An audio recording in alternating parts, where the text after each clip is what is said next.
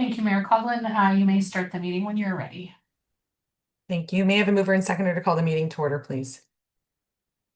Councillor Moore and Councillor Alexander, that the special meeting of the Council of Township of Springwater, July 29th, 2026, come to order at 6:01 p.m. All those in favor? That's quorum. Thank you. Are there any disclosures of pecuniary interest? I will be declaring interest on item 3.2. Not seeing anything further. At this time, we will move on to our first topic, which is the independent forensic, and I will turn to Deputy Cabral, a seconder for that, please. Councillor Fisher. And I will turn to Deputy Cabral. Thank you, Mayor Coughlin. And I have a motion. It's in respect, July the 8th seemed to be a consensus, or at least from most members of council when I was reviewing the tape with respect to an external audit. So I have a motion I'd like to read. Should I go ahead? Yes, thank you. Thank you.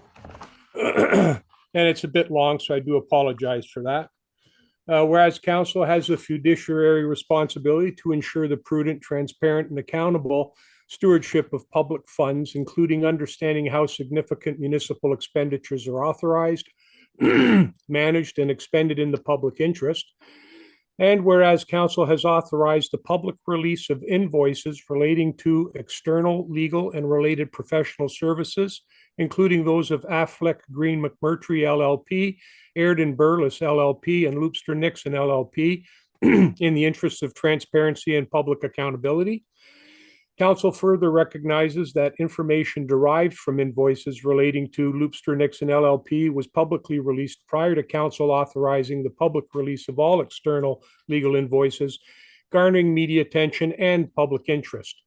The subsequent public release of all external invoices further broadened public interest and reinforces the importance of providing council and the public with an independent, objective, and comprehensive understanding of those expenditures and the governance processes surrounding them.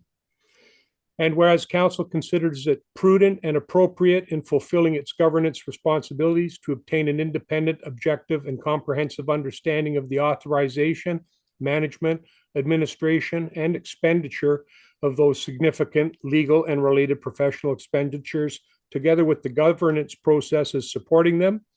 Now, therefore, be it resolved that staff be directed to retain, excuse me, through the procurement process established by this resolution, an independent qualified reviewer to conduct an independent forensic governance review of legal and related professional expenditures incurred by the township.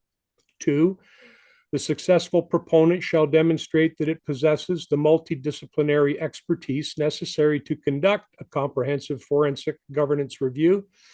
The proponent's review team shall collectively possess demonstrated expertise across several of the following disciplines: municipal governance, forensic accounting, legal expenditure analysis, public administration, governance investigations, and shall be independent of the township, having had no involvement in the matters under review, having neither provided services nor worked for or in conjunction with the township or any external legal or related professional service provider retained by the township during the current term of council, and having no actual, potential, or perceived conflict of interest.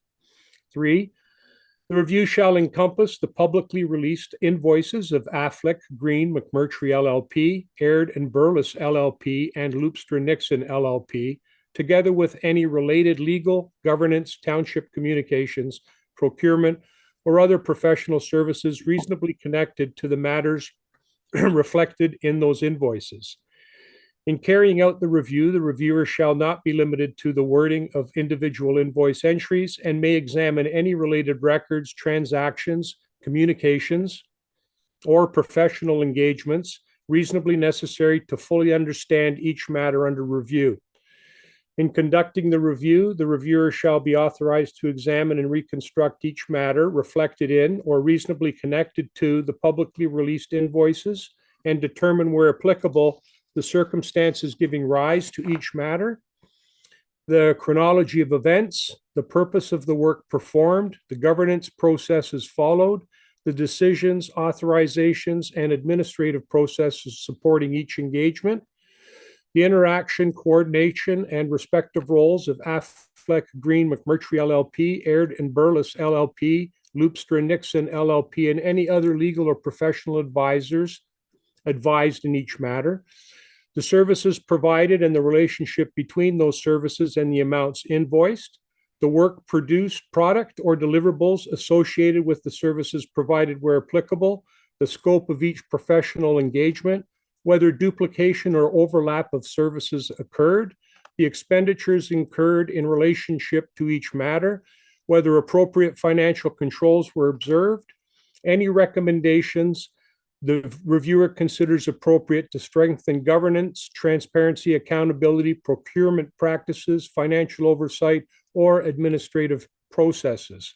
5, the reviewer shall be authorized to examine all township records reasonably necessary to complete the review, initiate communication directly with council members if deemed necessary by the reviewer, subject to the applicable legislation, solicitor-client privilege, and any council authorization required by law. 6, staff be directed to issue an open and competitive request for tender as soon as possible for the appointment of an independent qualified reviewer to conduct the independent forensic governance review in accordance with this resolution. The RFP shall include item 10.1 from the July 8th, 2026 regular council meeting agenda entitled Staff Memo, City of Barrie Boundary Adjustment, Release of Invoices, Township of Springwater, dated 25th June, 2026, together with the publicly released legal invoices referenced therein, so that prospective proponents have a common understanding of the scope of and context of the work to be completed. The request for quotations and accompanying terms of reference shall be prepared substantially in accordance with this resolution and shall not materially alter or narrow the scope of the review without further direction from council. Staff shall report back to council on August the 19th, 2026 with all compliant submissions received, a comparative evaluation of all compliant submissions prepared in accordance with the established procurement criteria, without identifying or recommending a preferred proponent for council's consideration, selection, and approval, the proposed terms of reference, the estimated cost of the review, the proposed timeline for completion of the review, and a copy of the request for quotations request for tender issued, together with any addenda issued during the procurement process. No contract shall be awarded pursuant to the request for tender unless expressly approved by the resolution of council. Number 7, upon completion of the review, the reviewer shall submit a written report directly to council setting out findings of fact, analysis, conclusions, and recommendations. And that's the end of it. I apologize it's so long. It's quite comprehensive. Before we go back, I do see CAO Ainsworth. Thank you, Mayor Coughlin. I did just want to clarify that the recommendation from staff is that it's a request for proposal, an RFP. So I've made those minor adjustments within the motion to reflect that it be an RFP. Yes, thank you, and I appreciate that, CAO Ainsworth. And the reason being is the document I'm reading from actually has the original wording still on it, so I appreciate that correction. Mayor Coughlin, I wouldn't mind speaking to it now, if that's okay. Please. Thank you, and through you.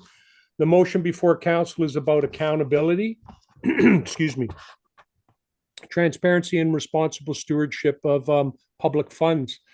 Over the past several months, there's been considerable public interest in the township's publicly released legal documents. While much of that interest arose during the boundary adjustment process, The subsequent release of additional legal invoices raised broader questions regarding significant legal and related professional expenditures that could not readily be understood from the invoices alone. As members of council, we have a responsibility not only to approve public expenditures, but also to be able to explain them. Accountability is more than confirming that an invoice was paid. It also means understanding the matter that gave rise to the expenditure and being able to demonstrate responsible stewardship of public funds. In preparing this motion, I spent a considerable amount of time reviewing the publicly released legal invoices. While they identified dates, billing entries, and amounts charged, I found that many provided insufficient context to explain the underlying matter, why the work was undertaken, who authorized it, what work product resulted, and how the services related to the amounts invoiced. I also noted significant expenditures for third-party professional services billed through legal counsel, often without sufficient context to understand their purpose or their relationship to the legal matter being billed. Simply put, an invoice tells us what was billed. It does not necessarily tell us what happened. During council's discussion on July the 8th, there appeared to be general support for the independent review of these legal expenditures. The discussion centered more on the scope of that review than on whether one should occur.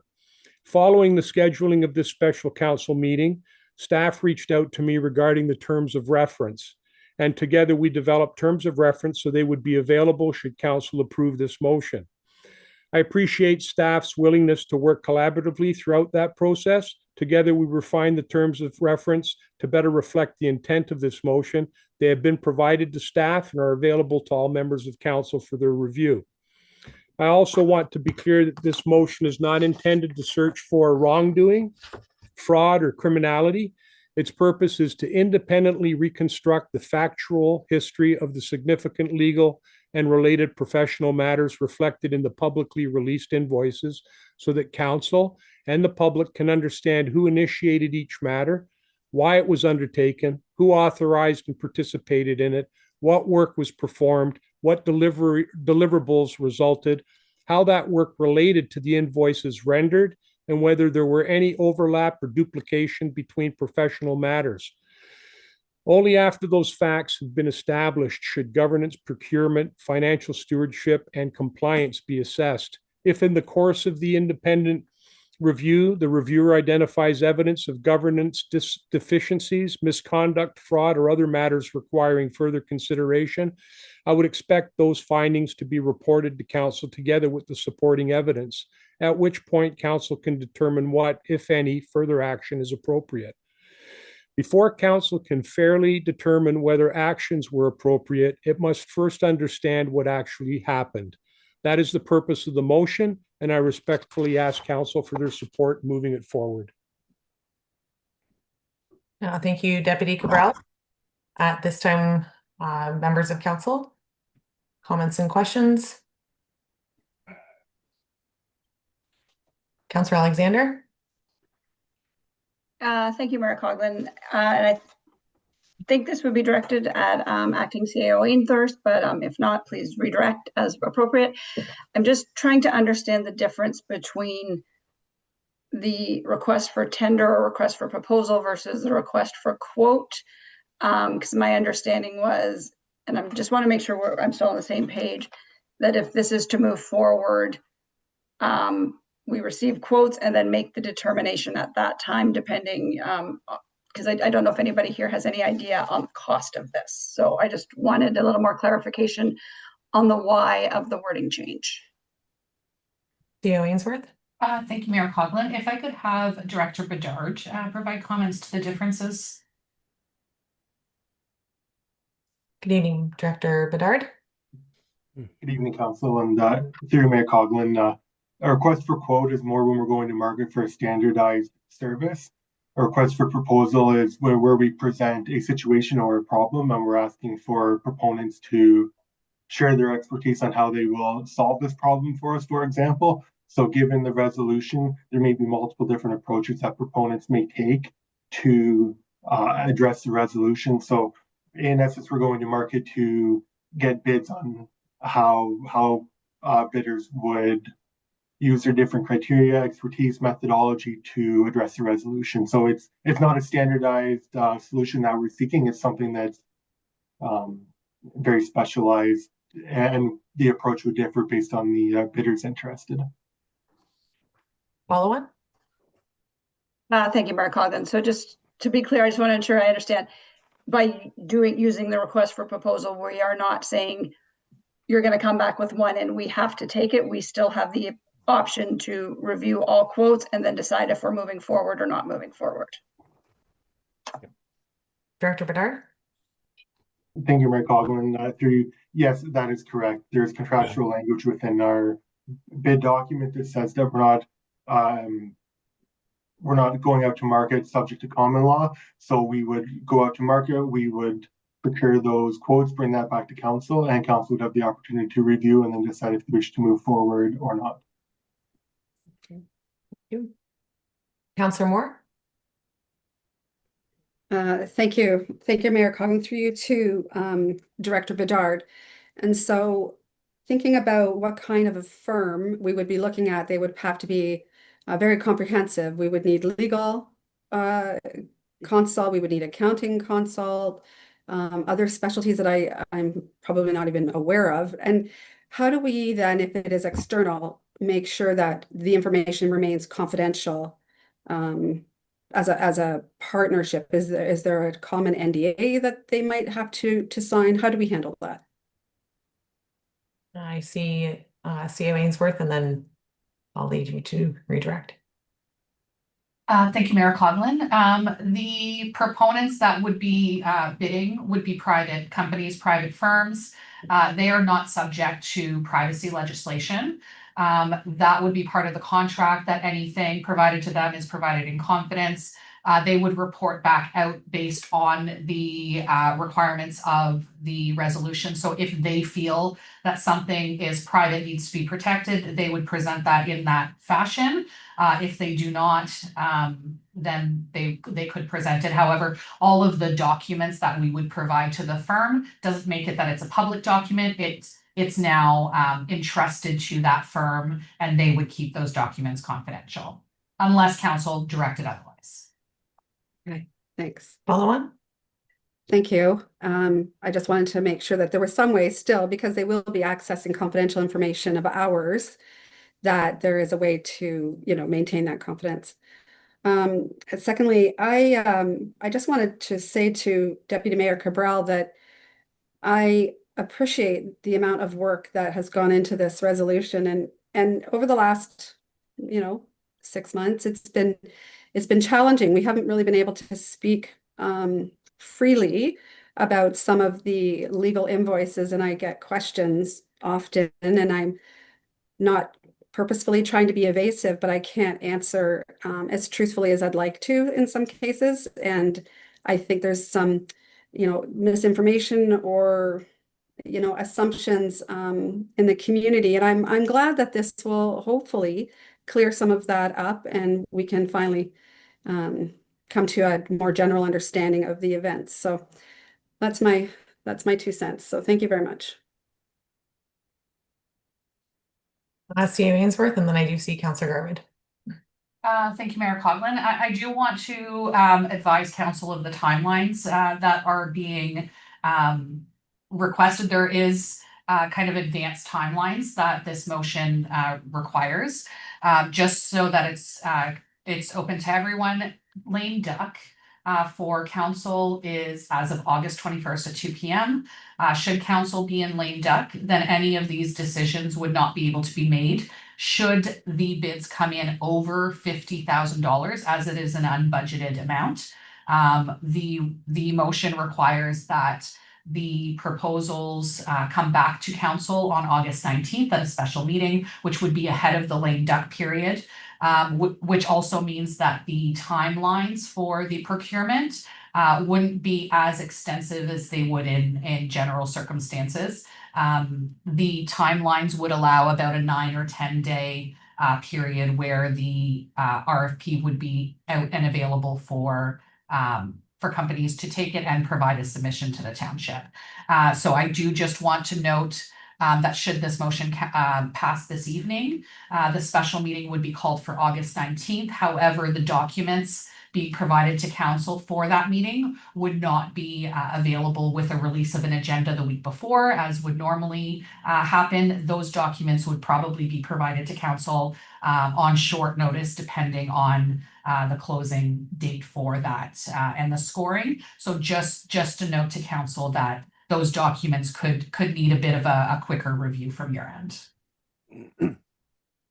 I have Councillor Garwood and then Deputy Cabral. Thank you, Mayor Coughlin.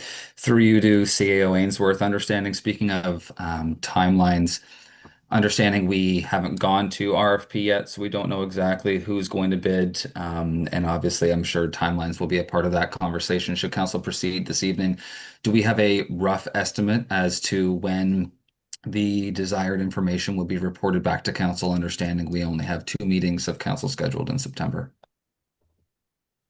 CAO Ainsworth. Thank you, Mayor Coughlin. Part of the request for proposal will be for the proponents to provide a schedule of the work for council to review. Deputy Cabral and then Councillor Thompson.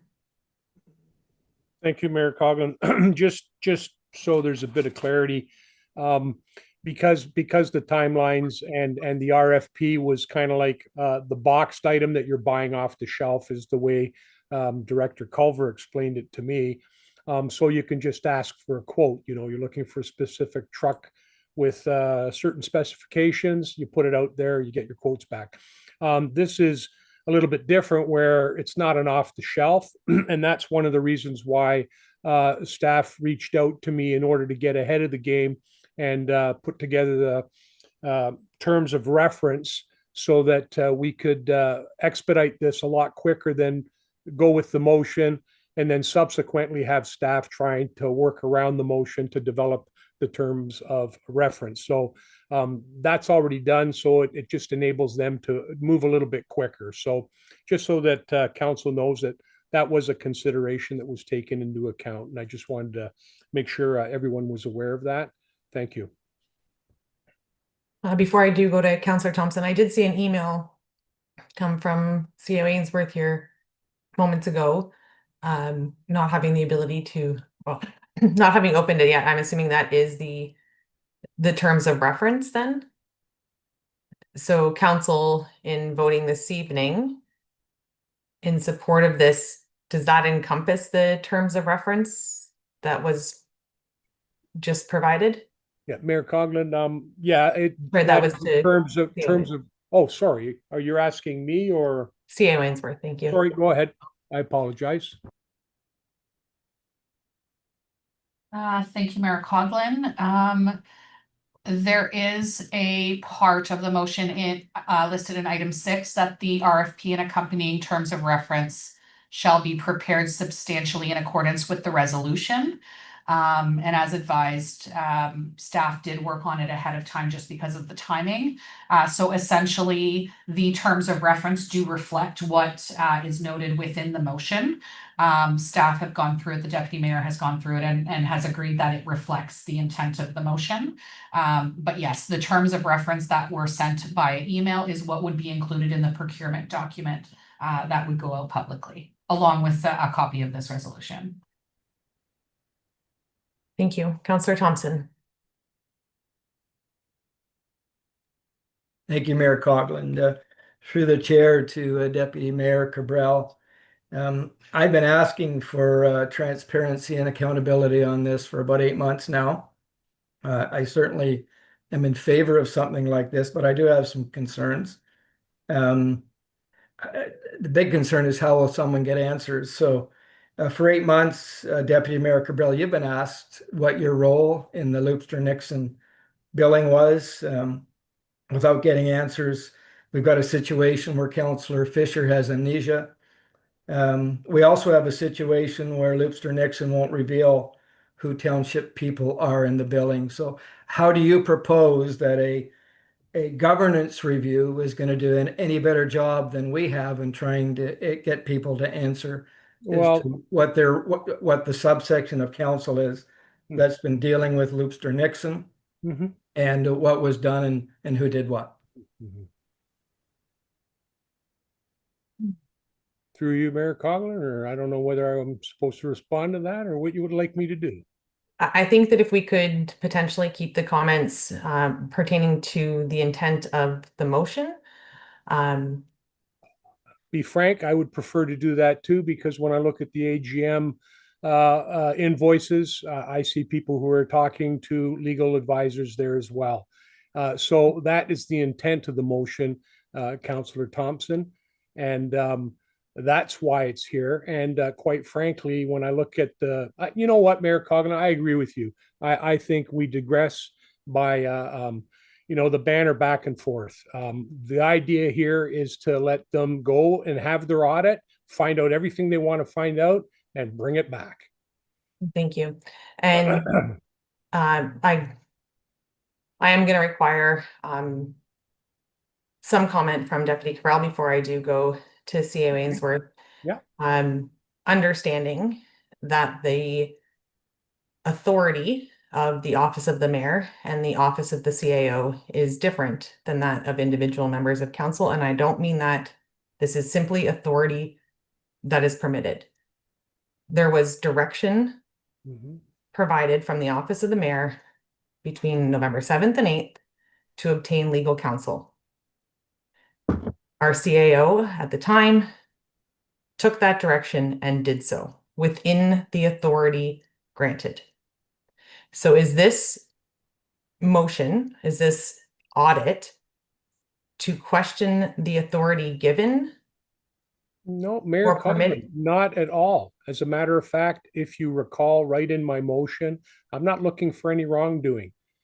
I want the auditors to look through these invoices and explain to us, what each entry represents and what was discussed. If there were contracts that were entered into, tell us what they were about. That's the intent of this. If we're going to focus in on specific aspects because Councillor Thompson wants to make an issue of it, then I'm putting it all out there. Let's have everything audited, everything reconstructed, and then deal with what comes out at the end of the day. That's all this is about. When we see invoices for, I don't know how much money, say $5,000 on a particular invoice from a legal firm without any context whatsoever, what this township paid for, that's a pretty big question mark there. And when we see it on more than one occasion, it begs another question. When there are specific dates where two legal firms are kind of billing for the same kind of interaction, then I think council and the members of the public need to know, well, why were we paying for two legal firms to deal with one particular instance? What's the context? Who initiated, what was done? That's what the motion is about. And that's what everybody in the public wants to know what it's about. Then here you go, Mayor Coughlin. This is exactly what council wanted. They wanted to understand better what we paid for, what we got, why we got it, and what those expenditures were used for.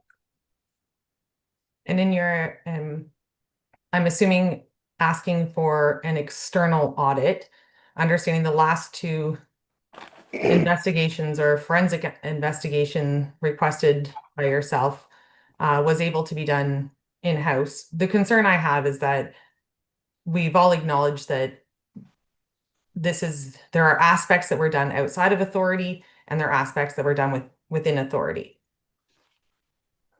I do not see the benefit to township resources being spent to an external auditor when simply we've requested to a specific law firm numerous times for further information. If there's specific further information from individual law firms that is requested, would it not just be simpler to simply ask them the question? Mayor, okay, if you're asking me, Mayor Coughlin, this is not about staff's ability to do anything. It's about independence. Staff were involved in many of these matters. An external review provides credibility and public confidence. Independence protects everyone, including staff and including this council. So, no, I think an external independent audit, as per the motion, is what I heard council looking for and suggesting at the July 8th meeting when I reviewed it. So here you have it. So that's as much as I can say, Mayor Coughlin. Okay.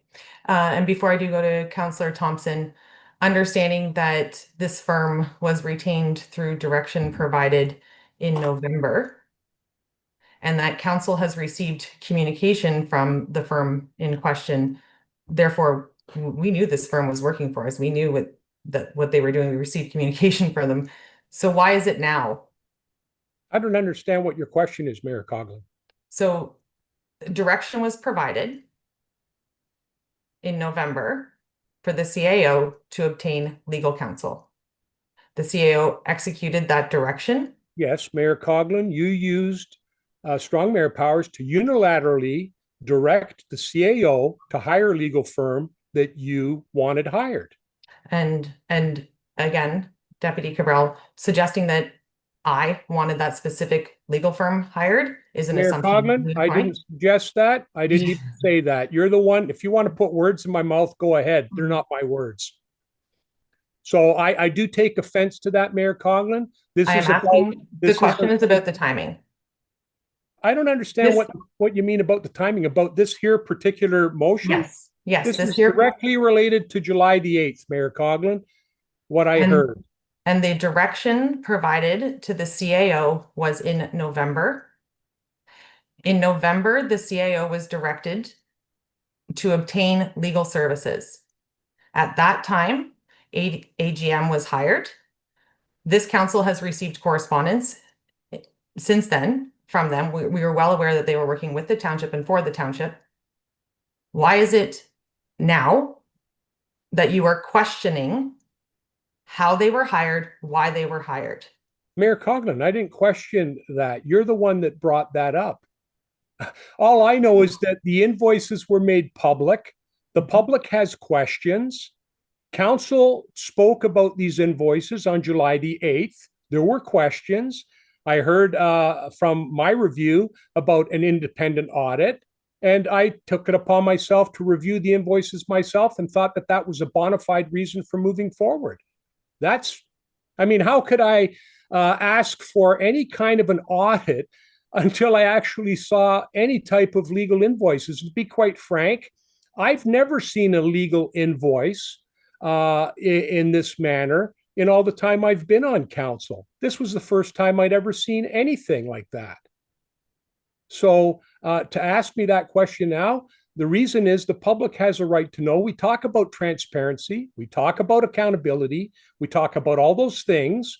Well, this council now has an opportunity to put those things into motion. And when you look at the invoices, they do beg questions. So that's the reason I put it forward. And I'm leaving it at that, Mayor Coughlin. Councillor Thompson. Thank you, Mayor Coughlin. Through the chair to Deputy Mayor Cabral. So correct me if I'm wrong, if I hear you correctly, it's not your intent to find out who township people are. And this audit is not your intent to find out which members of council were the subsection of council dealing with Loopster Nixon. Am I correct? Hey, Councillor Thompson, I'm not answering any more of your questions, okay? This is just you trying to paint a picture about Loopster Nixon. Maybe you should turn your attention to AGM or Airds Burles.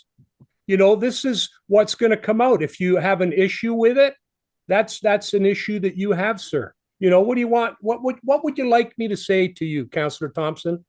As a matter of fact, the truth. Mayor Coughlin, I would suggest to you that this is an appropriate time to put Councillor Thompson in his place and ask him to stop harassing and ask him to stop trying to put something onto somebody else on council and being disrespectful. And please stop smiling, Councillor Thompson. Oh dear. As a matter of fact, no, I'm going to take a minute, please. Go ahead. I appreciate that. Because this is about decorum, and the line of questioning is inappropriate.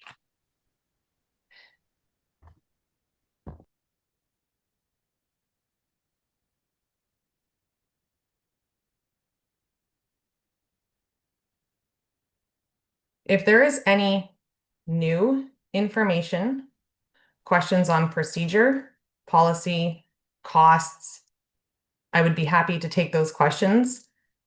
I understand that this can be perceived as politically driven, and I do not wish to make this meeting about that.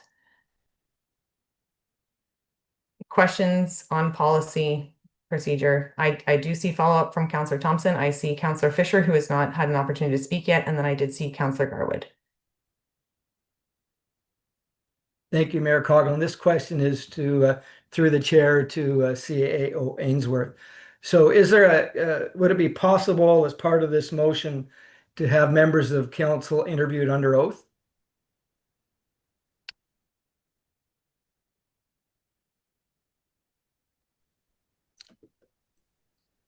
CAO Ainsworth?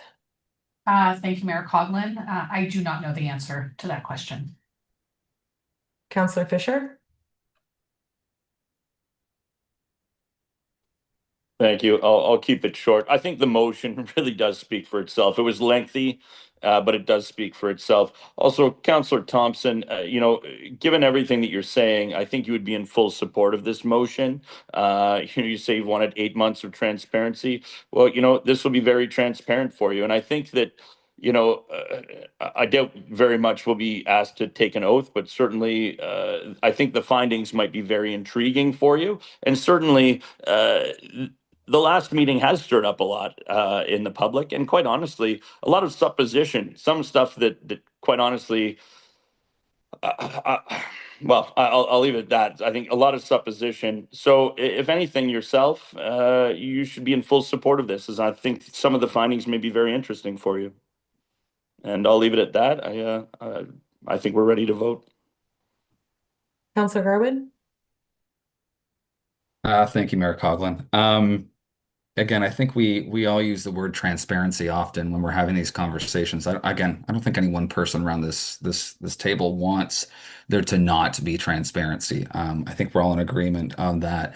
If I might look into the motion, so point number 4, Deputy Mayor Cabral does reference 3 specific firms: Affleck, Green, McMurtry, Aird and Burles, and Loopster Nixon, as you noted in the original motion. Understanding there has been significant inquiries regarding a variety of firms. I'm not just saying Loopster Nixon, but a variety of firms as a whole. My concern is 2-part. The first part being the terms of reference. Understanding that the terms of reference is similar to the motion itself, yes.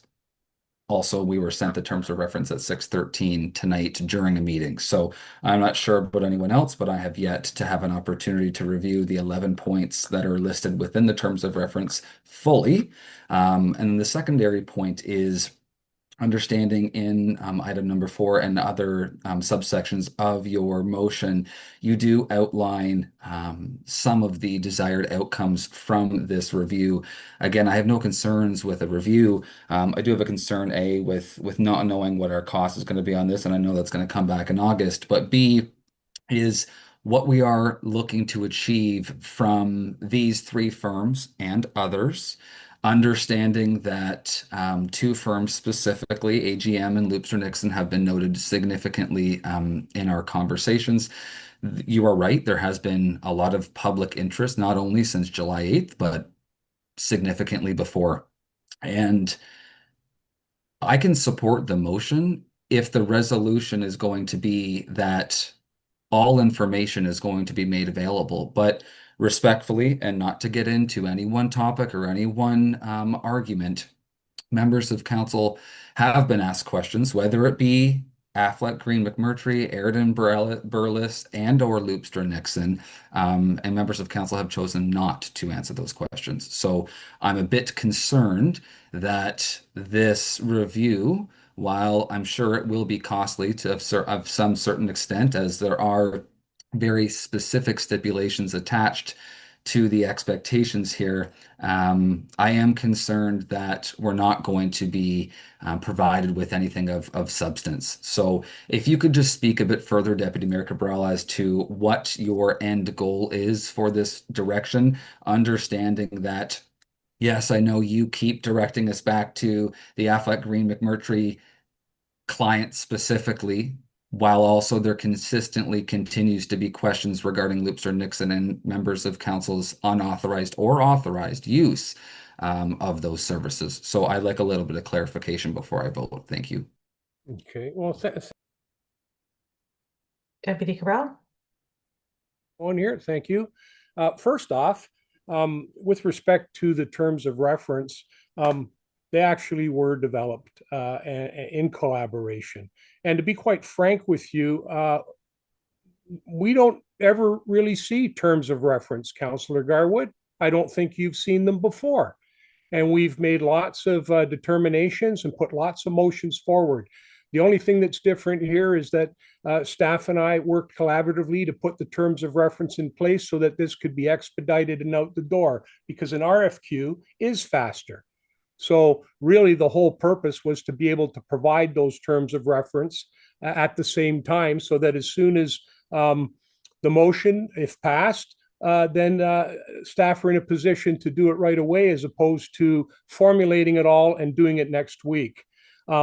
In regards to Loopster Nixon, AGM, and Airds Burles, it was the legal firms that were discussed at length. That's why they're all listed. I didn't play favorites. I didn't, I didn't see any point in including, the engineering firms and things like that, because they obviously do their work. It's well established and you can see what we're paying for there. But when it came to the legal ones, sometimes they weren't. And what you're going to find out is, if there was an instance where we were being billed, how did that incident arise? What was it that was discussed? Why did it happen? I mean, I might as well be frank with you. One of my questions to CAO Ainsworth, and I have to apologize, CAO Ainsworth, but there are significant differences in the way things were done. And, you're putting me in a position where I'm going to have to say that there is no letter with one of the particular legal firms, and there's no letter of retainment. There's no retainer for one of the legal firms. Now, that's a question in and of itself, because proper governance for a municipality would indicate that that should be in place. So I'm not even asking for that in my motion. It's something that's out there, but the motion speaks for itself. I was hearing that folks wanted to know what went on with the legal invoices. I put together a motion. I worked very hard on it. I worked with staff to do the terms of reference. And I think if we want to talk about doing it, and to Councillor Fisher's point, Councillor Thompson, you want to have those questions answered? Well, let's have the questions answered on all of the legal invoices and stop focusing on one. So, I mean, that's what it boils down to, is let's have, I didn't say let's just do an audit on one particular firm. They're all listed, my friend. So I too would ask that we call the vote. We've all had an opportunity to speak, unless there's somebody who hasn't. And if the motion fails, the motion fails. But I think if this motion fails, it is a grave disservice for the residents of Springwater Township, who are the ones who have paid these bills. And I'll add one more thing to that. All of these bills are as a result of our mayor in 2022 engaging with another mayor to discuss the boundary adjustment and providing land to the city of Barrie. And that carried on into 2023. So if we had never entered into those types of discussions, maybe we wouldn't have any of these bills going forward. And I'm sorry I brought that up. No, that's you know fine. what? That's the way it is. That's fine, Deputy Cabral, and thank you very much for that again, and pulling it back to strong mayors. And again, I will remind you, this council and the public, that when I act within the authority of the office I serve. Any retainer of legal services, any direction provided to staff to retain legal services is done with authority. And I understand that you might not like that. Hey, Mayor Coughlin. And there's no Deputy Cabral, retainer. I do There's not no interrupt retainer. you. I do not interrupt you when you speak. Well, you seem to think, Mayor Coughlin, that you can interrupt. I me do if not you choose interrupt to. you when you speak. Okay, Mayor Coughlin, I don't want to have a back and forth. This was This is supposed not a to back be and forth. You motion. need to- Yeah, this was supposed to be a motion to be put on the floor, and now it's turning into a spectacle. And Councillor Thompson's still smiling. And as are you, sir. This is not, I am a member of council and I do have the ability to provide my opinion, just as you do. Mhm. My opinion is that the execution of strong mayors, within the authority of the office I serve, was given to obtain legal. And unfortunately, I understand that you don't like that. And that while other members of council without that authority also acted, this is, in my opinion, taking a spotlight and shining it elsewhere. Hmm. I feel that there is an opportunity if this council, we have made I really don't feel that if we go back again after 8 months, asking questions, that by hiring someone else to ask the same questions, the questions are going to be answered. I do not believe that, sir. Hmm. What I do believe is that this is like other attempts. I do have question. If there was a way to get you what you were looking for without costing the taxpayers more money, I would be happy to walk that path with you. However, the amount of legal fees that you are correct, we have had to endure since this term are astronomical, and it's unfortunate. But throwing more money at it to prove a point, I don't know what that point is. So if you're asking us to support something, I have not even had an opportunity to read the term of reference, and many members of this council conclude that they will not vote on something that they don't have all the information on. I have not read this. So you're asking me right now to vote on something that I haven't even had an opportunity to read. So if we would like to take a recess for an hour to allow us all an opportunity to read it, so that when we are making a vote, we're making a vote an informed one. But to provide a notice of motion and then an email after the meeting even starts, I do have question of that. I have Councillor Fisher, Garwood, Alexander, Cabral. Thank you, Mayor Coughlin. It's 2 points. One, Mayor Coughlin, you're absolutely right. It was within your purview, using strong mayor's powers. But the deputy mayor is also correct, and this is a question that does come up from the public. Would we have spent any money whatsoever had we have not engaged in annexation? And the answer is no, we wouldn't have. So I think you both make valid points, and you're both correct, but it is good clarification for the public that we wouldn't even know these legal firms if it wasn't for going down the road of annexation. So the other point, and I thank Councillor Garwood for showing support when he last spoke. Personally, I welcome this because I think it, I'll use the term exonerates, but, certain members of council have been badgered in terms of answering questions. A lot of them can be answered. I'm looking at a piece of paper right now from one of our law firms, one of the ones that I get questioned about. It offers a lot of clarification. The problem is it says confidential at the top, so a lot of the questions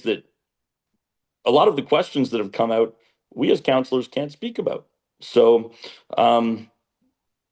anyway, I'll leave it at that. But I do hope you support this, Councillor Garwood, as you showed interest in the last meeting as well. Thank you. And further to that, Councillor Fisher, a much easier pathway forward, one that costs our residents $0, is that this council votes right now, today, to make every correspondence with all legal firms from each of us available to the public, all of it. Because I will tell you that some of it is authorized, some of it is not. So if we're just looking for transparency, let's just do it right now. Make a motion to have all correspondence from all three of those legal firms to every member of council and from every member of this council and staff made public. That solves everything. It's then public and it does not cost the taxpayers a dime. Councillor Fisher. Thank you for that, Mayor Coughlin. You know what, once again, I think you're differentiating between what was allowed to happen and what was supposedly not allowed to happen. I get people asking me, what were PR firms doing being paid for through legal firms? So this is why I support this motion. So there's true clarity from a third party coming forward. So those are the questions that I'm getting asked, amongst other ones, you know. But I don't see what anyone on this council would be afraid of. So you're agreeing then to just make everything public? You'll second my motion? I didn't say anything of the sort. I don't know where you got that from the last thing I said.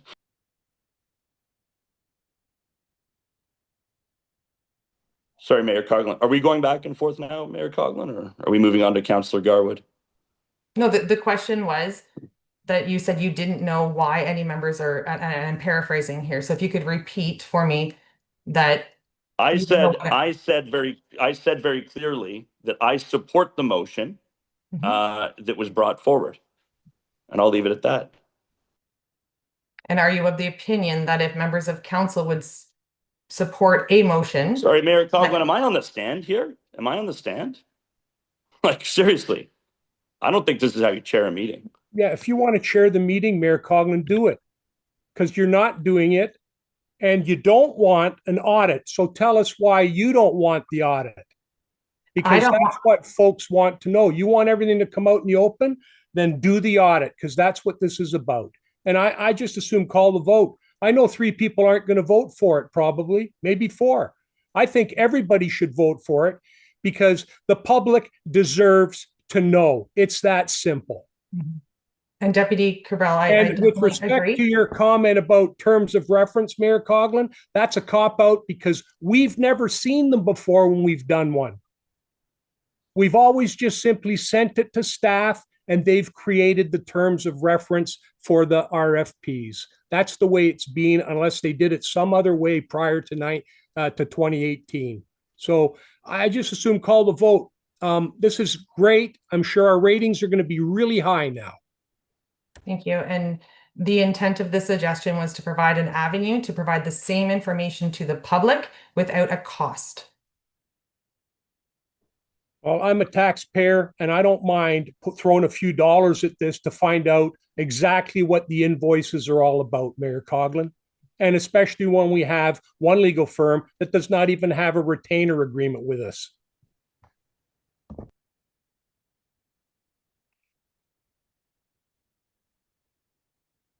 Not seeing any further hands, the vote has been called. If there's anything further, Councillor Garwood. Thank you, Mayor Coughlin. I'm going to try to redirect us back on a appropriate path here. There's a lot that could be said about what was just discussed. It benefits no one. It does not benefit the taxpayer to go back in time and talk about how we would not be here if it wasn't for a boundary adjustment. Yes, there are aspects of that that are correct. A lot would be different if there was not a boundary adjustment. We also could have got nothing. So we are also living in that reality, but not to rehash the past. Through the mayor to CAO Ainsworth, understanding I asked for something similar to be discussed at the July the 8th meeting, I think it might be helpful for both council and the public to have a bit of a reminder regarding the authorization process regarding procuring services within the municipality, understanding that this should be a repeat for members of council, as this was something that we were taught on day one. But for those that continue to inquire, and rightfully so, can you please provide further information as to the authority process? Thank you. CAO Ainsworth. Thank you, Mayor Coughlin. Councillor Garwood, if I may, could I ask you to rephrase the question? I just want to make sure that we understand exactly what you're looking for. Councillor Absolutely. Garwood. Thank you, Mayor Coughlin, through you to CEO Ainsworth. Regarding procuring services, so whether that would be directly related to the procurement bylaw, terms of engagement, etc. Again, just similar to what I'd referenced 3 weeks ago at the 8th meeting, if possible.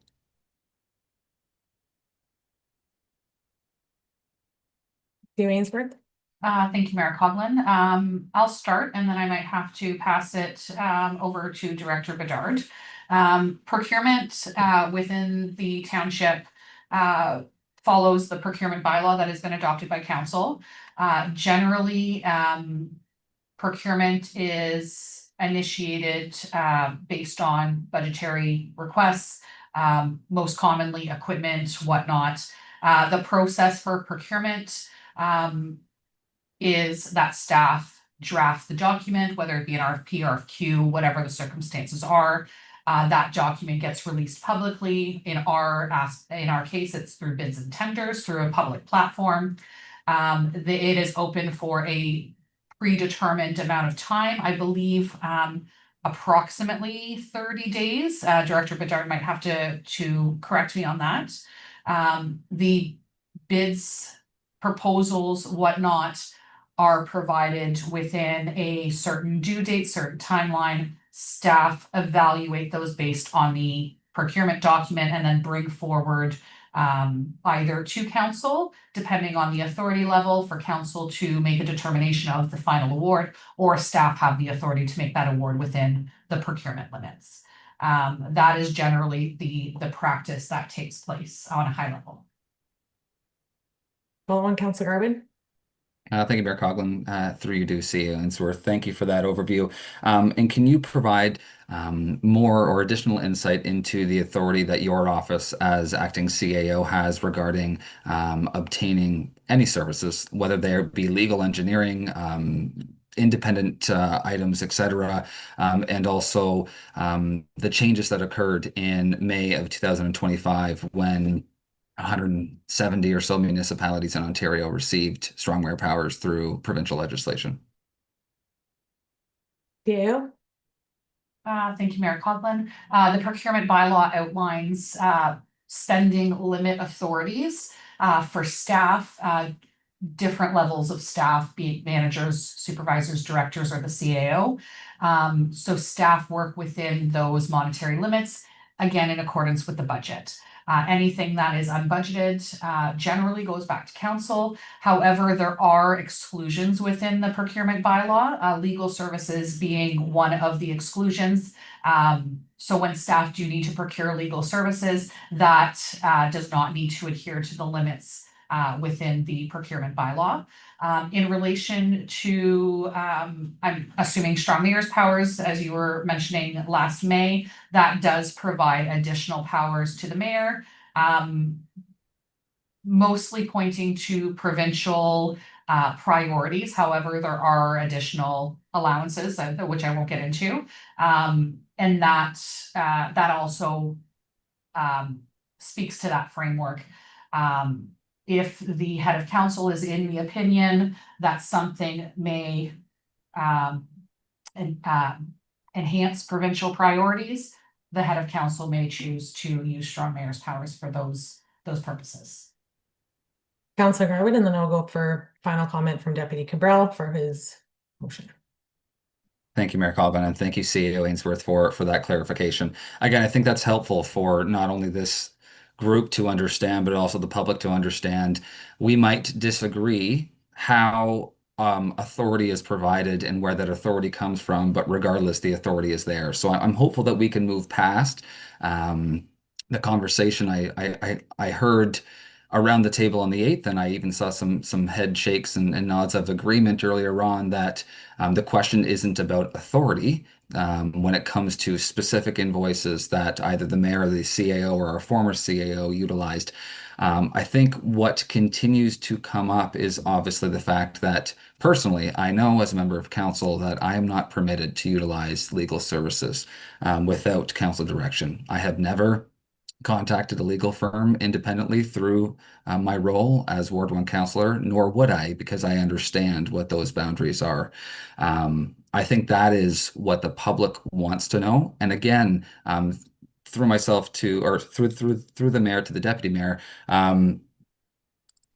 I would be interested if you would be amendable, Deputy Mayor Cabral, to find a path that all of council could get behind that protected the taxpayer from a financial perspective while also ensured that information is released. Because respectfully, I hope you could understand and see why there could be some reservations regarding the motion the way that it is today, as some of the information that personally I know my residents have been asking for has been asked directly to this council as a whole. And while the majority of council has indicated their involvement or not involvement, some have not.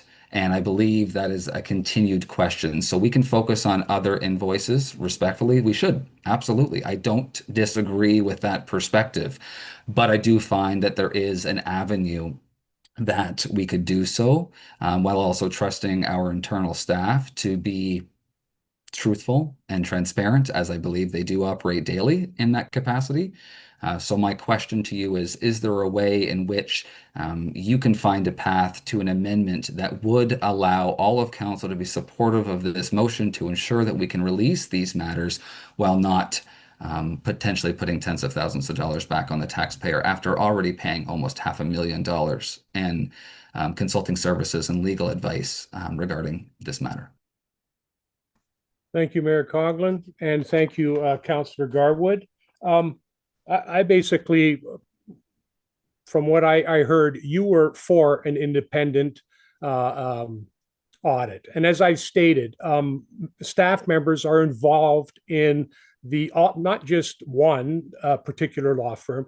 And I want to very, very, very much stress the fact that my motion did not point to anybody. It did not point to anything. What happened after my motion was tabled was that certain members of council decided to make it about more of a personal thing. And you know what? I think it's only fair. You know, we talk about the public has questions, and we talk about what we know and what we don't. Well, you know what? I'm going to say to you that anyway, a letter dated January the 12th, 2026, the fourth paragraph of that letter states, and this was from Loopster Nixon, for over 45 years, our firm has consistently understood a municipal retainer to include the ability to communicate freely and openly with individual officers and employees of the municipality, including councillors, for the purposes including providing updates, answering questions, and offering legal advice within the scope of council's instructions. That protocol was followed in this matter. So, you know, you wanted to know, hey, what were you doing talking to anybody at all? Truth be told, there's nothing in our policies internally or outside that precludes a member of council from speaking to legal. Okay. And that, what I just wrote, Councillor Garwood, you have, and you have access to it, as does everyone else on council. And it was available January the 12th. There were also another email in December alluding to the same type of thing. So in as much as I agree with what you're saying with respect to the audit, and I certainly respect staff, but staff time costs money too. I would like to know what this is going to cost. And on August the 19th, this council can make an informed decision on whether or not they want to proceed. But at the end of the day, I believe that residents and this council have not only an obligation, but they have a duty to have these documents audited as we said we wanted them to be audited. So I'd like to just call the vote, please, and thank you. And I'm going to need to pass the chair to provide an amendment. This will be in with Deputy Cabral. Is there a member willing to chair this? I'll chair it if you want. It's going to be at your discretion, though, Deputy. Okay, fair enough. Possibly another member of council. And maybe it's a friendly amendment. I will throw it out there to see if this needs to be procedurally acrobated. Understanding that you just read into public the opinion of the authority of council. Also included in this forensic audit that you're requesting, I would like there to be a clear and just a clear statement to the public as to the actual provisions of members of council from utilizing township resources without the authorization of the mayor or CAO as part of that.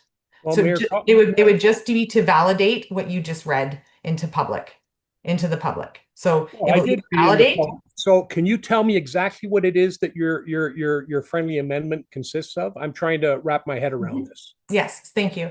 The amendment would just be another line, and that staff include in the report back, like you just read into the public that individual members of council are permitted to use township resources to Mayor obtain. Coughlin, I think you need to revisit what I read.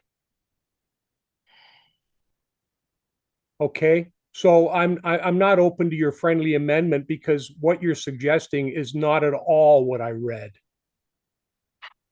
And And I'm calling the vote, Mayor Coughlin, please.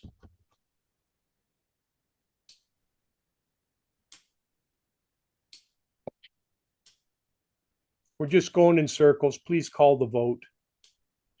Clerk Ainsworth, at the August 19th meeting, you said that the agenda or items on the agenda would be not available, but would there be opportunity then for me at that time to provide this as a notice with motion? To just end this conversation right now. Uh, Saying, Thank you, Mayor Coughlin. If council would be looking for the firm that would be retained to provide an opinion regarding an individual member of council's authority, that should be included within the terms of reference. If it is a report from staff on that matter, that could be a separate item. thank you. Councillor Thompson, I do see your hand. However, the vote has been called numerous times. I do believe Deputy Cabral is firm on this. So at this time, the vote has been called. Deputy Corral, are you asking for a recorded vote on this? I'm happy to ask for a recorded vote, Mayor Coughlin. I will turn to CA Winsworth. Thank you, Mayor Coughlin. When I state your name, please state yes or no. Councillor Garwood, No. Councillor Alexander, Yes. Councillor Thompson, Yes. Councillor Moore, Yes. Councillor Fisher, Yes. Deputy Mayor Cabral, Yes. Mayor Coughlin. No, That motion carries. thank you. Council, at this time, we will be taking a 10-minute break to return to our next item. At that time, I will be declaring and Deputy Cabral will be chairing.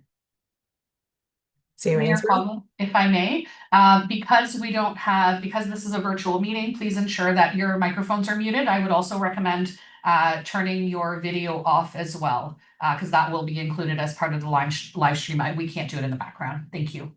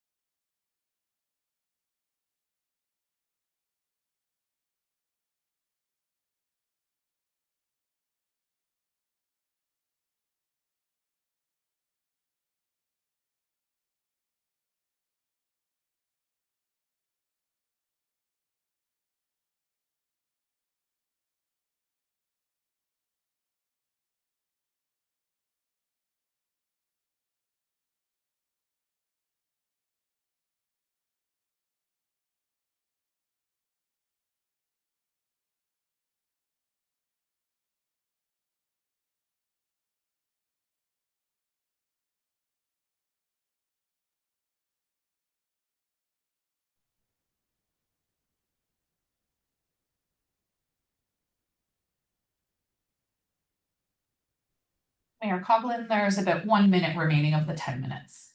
Thank you.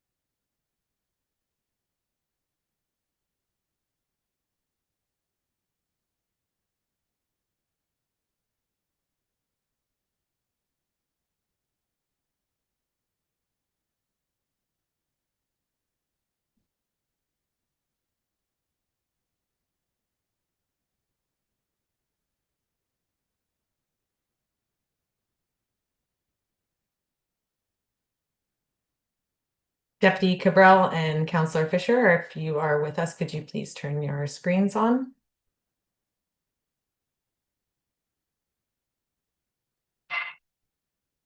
And at this time, I will be turning the chair to Deputy Cabral.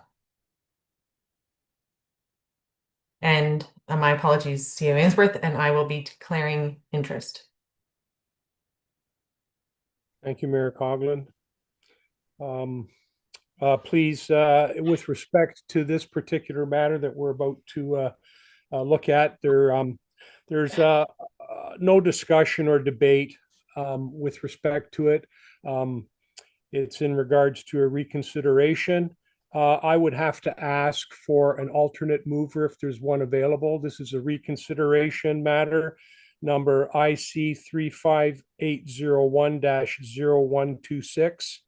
And it's in regards to the council motion of July 8th with respect to the sanctioning of the mayor. So I could pass the chair again, or I see Councillor Fisher as the mover. Do I have a seconder? Have a seconder. Thank you, Councillor Alexander. So the motion is that resolution C355C 2026 adopted on July the 8th, 2026 regarding the Office of the Integrity Commissioner, matter number IC 35081-0126 be hereby reconsidered. And the motion read, motion C355C-2026, that the report from the Office of the Integrity Commissioner, matter number IC 35801-0126, be received, and that in response to a finding of contravention and in accordance with the Municipal Act 2001, Council impose a reprimand, being a request for a meaningful public apology, one that acknowledges the Integrity Commissioner's finding, meaningfully addressing the harm identified in this report, and is acceptable to and capable of beginning to repair the harm experienced by the aggrieved parties, the applicant, and the noted parties within the report. All those in favor? And that has carried. Opposed? 2. Thank you. And I guess I'm going to turn this back over to the mayor, to then go. So go ahead, Mayor Coughlin. I'm turning it back to you. Thank you. And before I do proceed, CA Ainsworth, the reconsideration is on the table. It does not require a further mover and seconder. It is now on the table and open for discussion. This is open for discussion. CA Ainsworth. Thank you, Mayor Coughlin. It does require a mover and seconder, please. Thank you. Mover and seconder again, please. Councillor Fisher and Councillor Moore. And this is back on the table for consideration. Deputy Mayor Cabral. Thank you, Mayor Coughlin. And I did put it on the agenda. And I do have a statement to read. With respect to mayor and members of council, just so that everyone knows, I don't bring this motion lightly, nor did I bring it because I wish to revisit the findings of the Integrity Commissioner. Those findings have already been carefully considered by this council. Those findings have already been on the July 8th, when this council reached a unanimous decision on how this matter should be addressed. The reconsideration before us today arises for one reason only. It is my respectful view that an essential component of council's unanimous resolution has not been fulfilled. On July the 8th, council had before it a range of possible responses. The Integrity Commissioner reminded everyone that the Municipal Act permits council to impose a suspension of remuneration for up to 90 days. Some members considered that option and spoke directly to it. Instead, council deliberately chose a different course.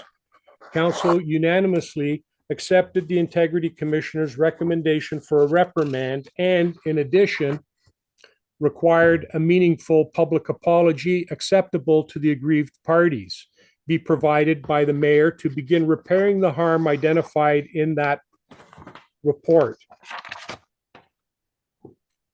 That apology was not an afterthought. It was not symbolic. It was an integral part of the remedy that this council chose in place of a more punitive response. In doing so, council signaled the repairing the harm identified by the Integrity Commissioner was considered more important than imposing a more severe financial sanction available under the Municipal Act. That restorative approach formed an important part of council's disposition of the matter. That is why this reconsideration is necessary. Since council's July the 8th decision, council has been provided with correspondence exchanged between counsel for the aggrieved parties and the mayor. That council correspondence reflects repeated efforts by the aggrieved parties to facilitate compliance with council's direction, including a proposal to facilitate a draft wording that could be reviewed in advance so that the intent of council's resolution could be achieved. The correspondence also reflects changing positions regarding when an apology, a public apology, would be delivered, followed by that the position that statements made privately on March 2nd and publicly during July the 8th council meeting had already satisfied council's direction. However, those statements were not the meaningful public apology directed by council's unanimous resolution. That is the very issue now before council for its determination. Council, acting for the aggrieved council, and I'm talking about the legal side, not this council, acting for the aggrieved parties, responded that those earlier statements did not address the matters that formed the basis of the Integrity Commissioner's finding or the intent of council's resolution. Perhaps most importantly, council expressly acknowledged that determining compliance with council's reprimand resolution is a matter that falls within council's jurisdiction. That brings us to where we are today. Council now has an obligation to itself. This is not about whether anyone agrees with the council, nor is it about whether any individual member agrees with the mayor. It is about whether council is satisfied that its own unanimous decision has been fulfilled. If council determines that it has not, then council must decide what, if any, further action is appropriate. The aggrieved parties identified by the Integrity Commissioner are not abstract entities. They include Mr. Mario Giampietri, Geranium Corporation, and the Midhurst Landowners Group, who represent 8 distinct individual development companies. These are identifiable persons and organizations whom the Integrity Commissioner found had suffered harm as a result of the comments made by the mayor in her official capacity. It was for that reason that the council required a meaningful public apology as an integral part of its disposition. I also find it deeply troubling that more than 3 weeks after council unanimously directed that a meaningful public apology be provided, those persons and organizations continue to seek the very apology council determined should be offered. A meaningful apology is intended to begin repairing harm. It should not become something the aggrieved parties must repeatedly pursue or negotiate. That is not the restorative outcome council intended. Members of council, I believe council's decision of July the 8th reflected restraint. Council chose restoration over punishment. Council chose accountability over retribution. If the restorative component of that decision has not been fulfilled, then I believe it is appropriate and indeed our responsibility to reconsider whether council's original disposition remains sufficient. This reconsideration is therefore not about reopening the Integrity Commissioner's findings. It's about preserving the integrity of this council's own decision and maintaining public confidence that when this council speaks unanimously, its direction carries meaning. So I look forward to hearing other council members' views and discussion on this matter. Thank you.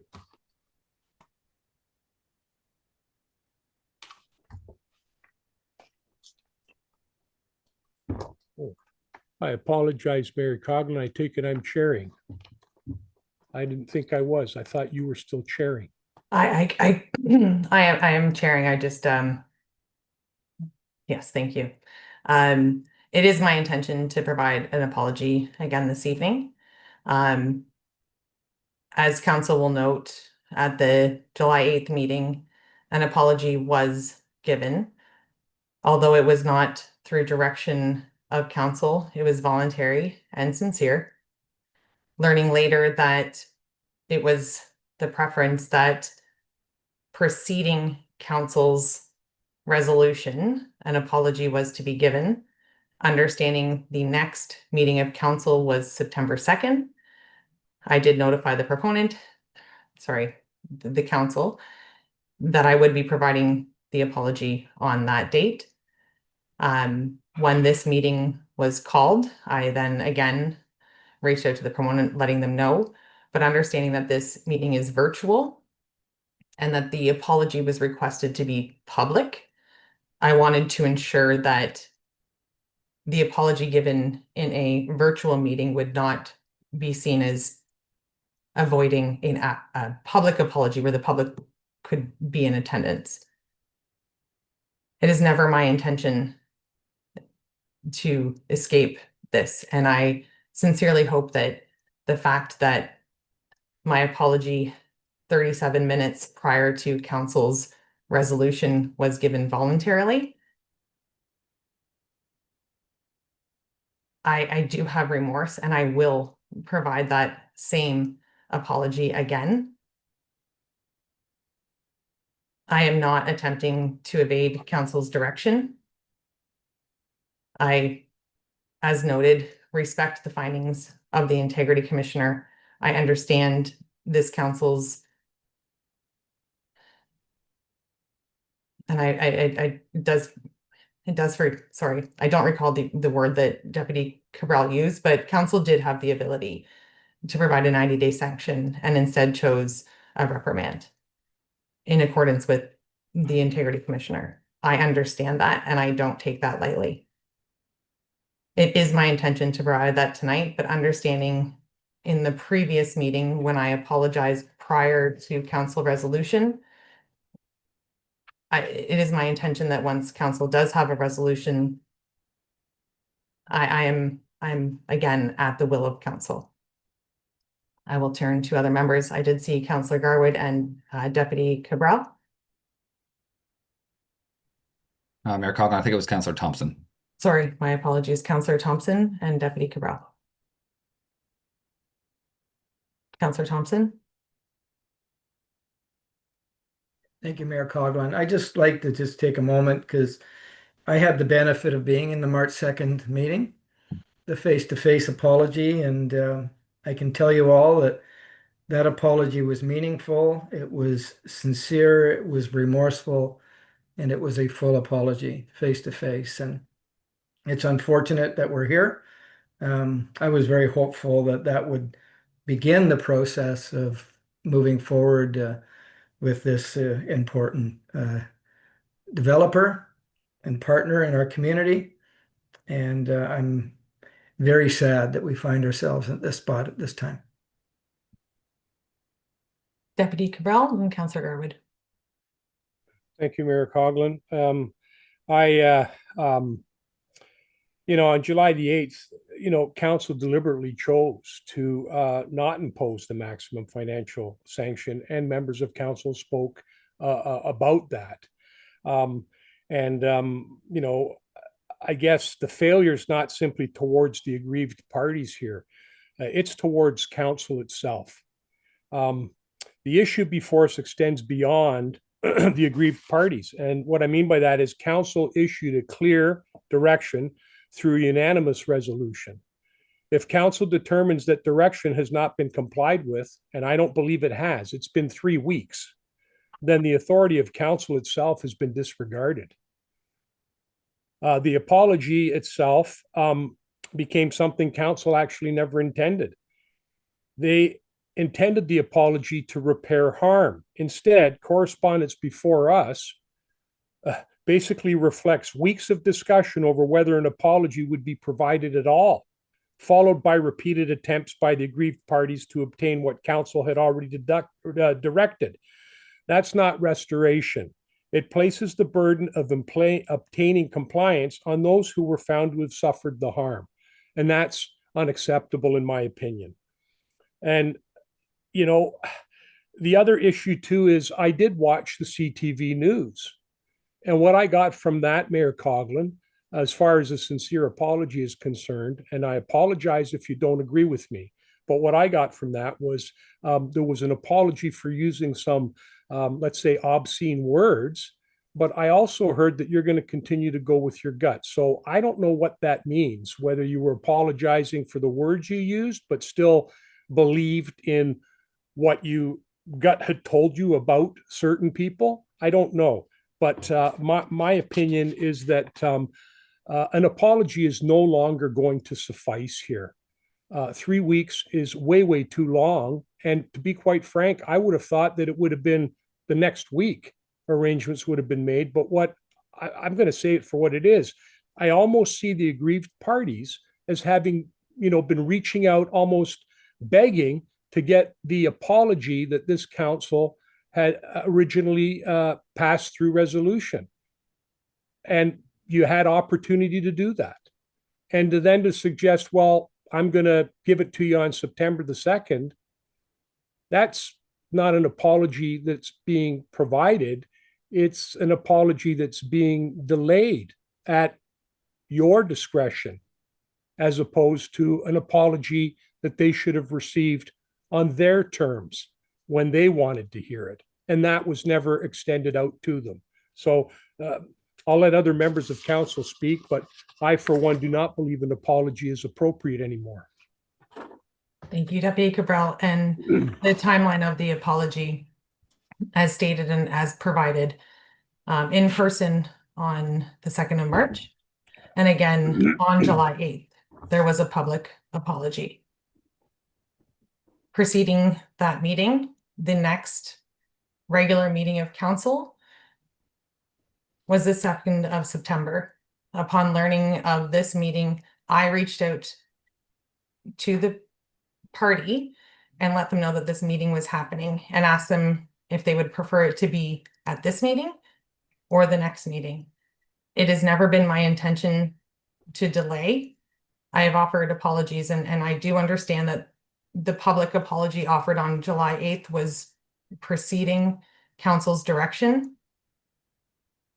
It was offered, it was sincere, and it was public. And at that time, I offered to do so again in a time that met this council's. The direction from council had no timeline on it. Had it had a timeline, I would have met that timeline. I continued to work with the party in communication. Information was provided to me as to what an apology should address. I went through the apology that I was offered on the 8th, and I'm the opinion that it does address that. There is no intention to evade an apology. And the timeline of the sincerity is my emails, which you were all privy to, actually stated that the timeline was not to evade sincerity. I have Councillor Garwood, Councillor Moore. Thank you, Mayor Coughlin. Understanding over the last few weeks, we as a council have spoken about this matter at length. You referenced the timeline in your previous conversation, and I know the deputy mayor also had pulled parts of the timeline as well. So today I crafted a bit of a timeline to ensure that there is transparency so everyone fully understands the exact dates and timelines associated. So bear with me. On July the 8th, council provided direction for Mayor Coughlin to provide a meaningful apology. Again, there was no date set within that direction, and council very well knew at that moment that our next meeting date after July the 8th was our meeting scheduled in September. On July the 17th, council received an email from the complainant's representative indicating an apology had yet to be received. On July the 21st, 4 days later, Mayor Coughlin acknowledged receipt and advised that she would make a public apology at the September 2nd meeting. Again, council did not put a timeline on our original direction from 3 weeks ago. On July the 21st, that same day, the complainant's representative again communicated that they look forward to a speedy and appropriate and complete satisfaction on these outstanding matters. Again, not indicating a timeline. On July the 25th, 4 days later, Mayor Coughlin responded, a special meeting is now scheduled for July the 29th. However, would it be your client's preference for the apology at this meeting or September 2nd when the public can attend? 2 days later, on July the 27th, the complainant's representative communicated that a timely apology is expected. Again, no date being provided after seeking this information multiple times. And further, the mayor was encouraged to deliver a draft of this apology in advance so that she can receive feedback that will allow this process to be completed successfully. On July the 28th, Mayor Coughlin advised that on March the 2nd privately, and as we all know, publicly on July 8th, prior to council's direction, apologized for the words that were utilized. Additionally, the mayor noted that her public apology encompassed the points in the complainant's representative's communication, in her opinion, and it was her desire to ensure her sincerity is not misplaced in the timing, and that the understanding of public was not diminished by a virtual meeting that we're having tonight. And the mayor sought clarification on a desired time to make that apology. And here we are on the 29th having that referenced meeting that is virtual and not in person. To be honest with you and to be pretty blunt, I think it's pretty silly that we're having this conversation. I think it's eaten up a lot of bandwidth across this municipality. No one is disagreeing that the mayor, or sorry, no one is saying that it is okay with what the mayor had said. We've all been clear on that, and the mayor has heard that, I think, quite loudly from this council. At the same time, council's direction, while it was clear, it did not indicate a date. And the fact that we are 3 weeks from the original direction that had been provided, again, while some might feel like an apology should have been provided earlier, If council wished for that to be the direction, then we should have in our direction provided a firm deadline associated with that direction, and we did not. So that is not on Mayor Coughlin. That is on 6 members or 5 members of council who put forward that direction and unanimously passed it, myself included in that. So again, I'm hopeful that we can move forward, that we do not sit here tonight and rehash the past. It has been very clear, this council was clear 3 weeks ago that the report itself was damaging enough and embarrassing enough that that was the sanction that was provided, along with providing that apology. And the fact that we are here 3 weeks later speaking about the fact that an apology hasn't been made, that apology needs to be made, but it does not correct the fact that the words were utilized. So I'm hopeful, and I look forward to listening to Mayor Coughlin's apology this evening, which was communicated to the complainant's representative multiple times while not being awarded a timeline in return. So I'm hopeful that council can listen and accept that apology once again tonight, as we did 3 weeks ago, and put this matter behind us. Councillor Moore, and then Councillor Fisher. Councillor Alexander. And Thank you. Thank you, Mayor Coughlin. And I too find this just extremely unfortunate that we are here this evening. And I was very hopeful that this would have been taken care of right away. I don't see the timeline as an issue. I don't see that it should have been immediate and swift. It shouldn't have needed a date stamp to make it any less or more significant. To Councillor Garwood, though, you left out the email we received today. And so I think that also is really important to speak about, because it clearly lays out from the lawyer representing the aggrieved parties what exactly they have been asking for but have not received. And to his point, Close the door, please. it is not for us to accept an apology. It's not for us to say that's satisfactory or not satisfactory. The complainant has clearly said they want something in a draft form. They want to, some communication at least that you are taking this seriously. My question to CAO Ainsworth, though, I really want to have these emails either attached as part of this reconsideration so the public can also at least try to understand why we're speaking about this today. There is very strong and I would say firm expectations that have gone on now since the 17th of July and haven't been addressed. So I would say the apology that you made on July the 8th was actually to myself, and I said thank you. But the apology to Mr. Giampetri and the MLG, that was not. And that was in the resolution to do as a public apology to I believe, what is acceptable to them. And that is something that you're going to have to negotiate. So to CAO Ainsworth, how do we make this so that residents can read the emails? CAO Ainsworth.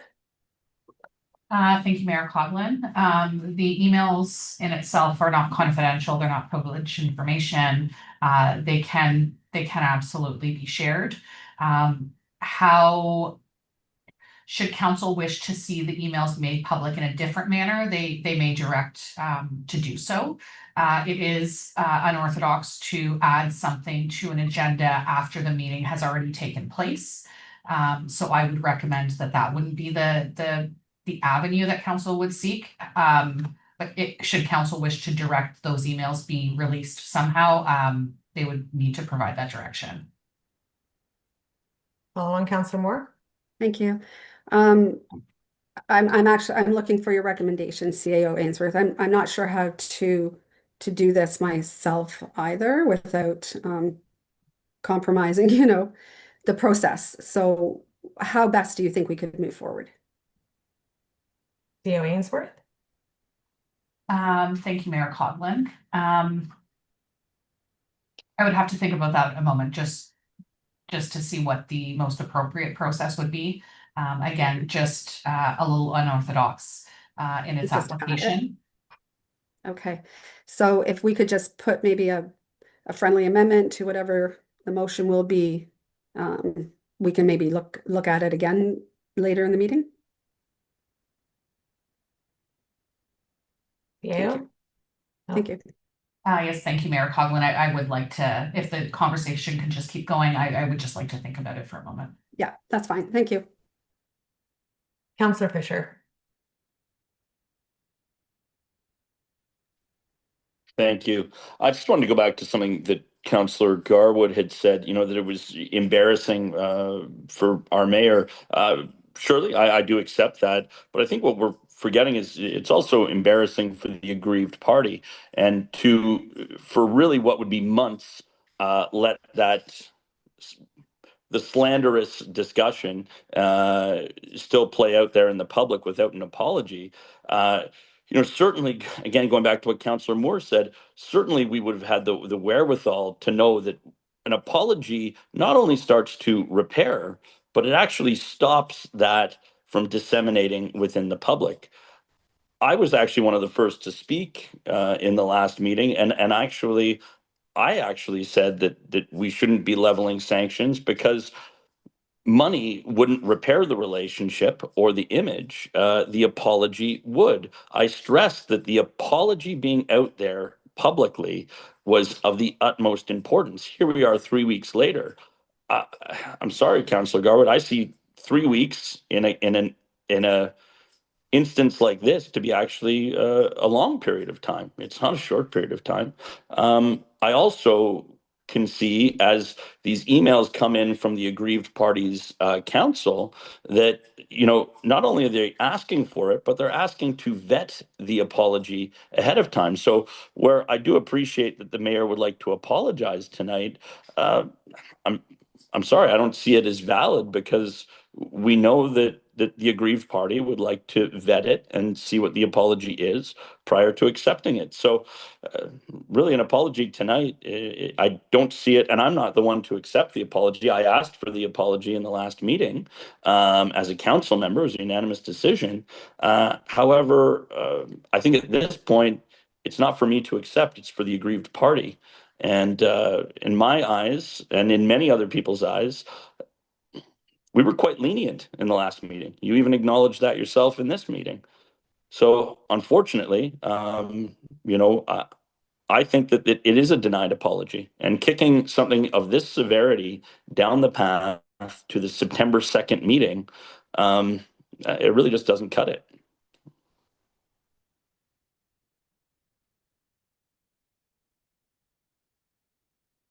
At the July 8th meeting, members of council asked for an apology after an apology was given.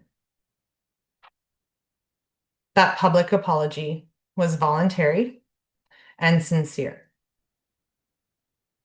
I understand tonight we are debating and we are making suggestions that I have not apologized. I have. I have done so in person and in public.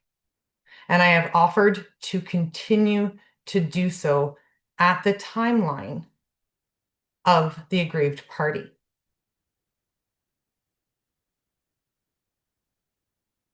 Councillor Alexander. Thank you, Mayor Coughlin.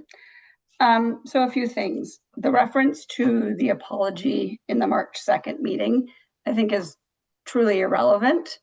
The findings from the Integrity Commissioner came after that apology. The recommendation for the reprimand came after that apology. This council's unanimous motion came after that apology. Clearly, that apology was not deemed sufficient. I didn't hear it, but clearly, if the Integrity Commissioner, nobody was satisfied by that apology. So I think I'm not disagreeing that you made one, but it wasn't satisfactory, and I don't really think it's relevant to this discussion. The question I do have for you is around the request for the draft apology. Have you responded around the draft? Like, have you provided the council for the aggrieved parties a draft apology wording so we can start to move this forward? So the apology that was made on the 8th? No, that's not what I asked. I'm referring to the legal letter that this council has received, which was disturbing that we now have more lawyers involved, that when they asked for a draft apology, have you been working with the lawyer or the aggrieved parties on that draft apology? Councillor Alexander, no, I have not. Okay. Well, I thank you. have, So again, sorry, I'm still speaking. so you asked a question, I'm going to provide you with the full answer. Okay. I provided an apology on the 8th.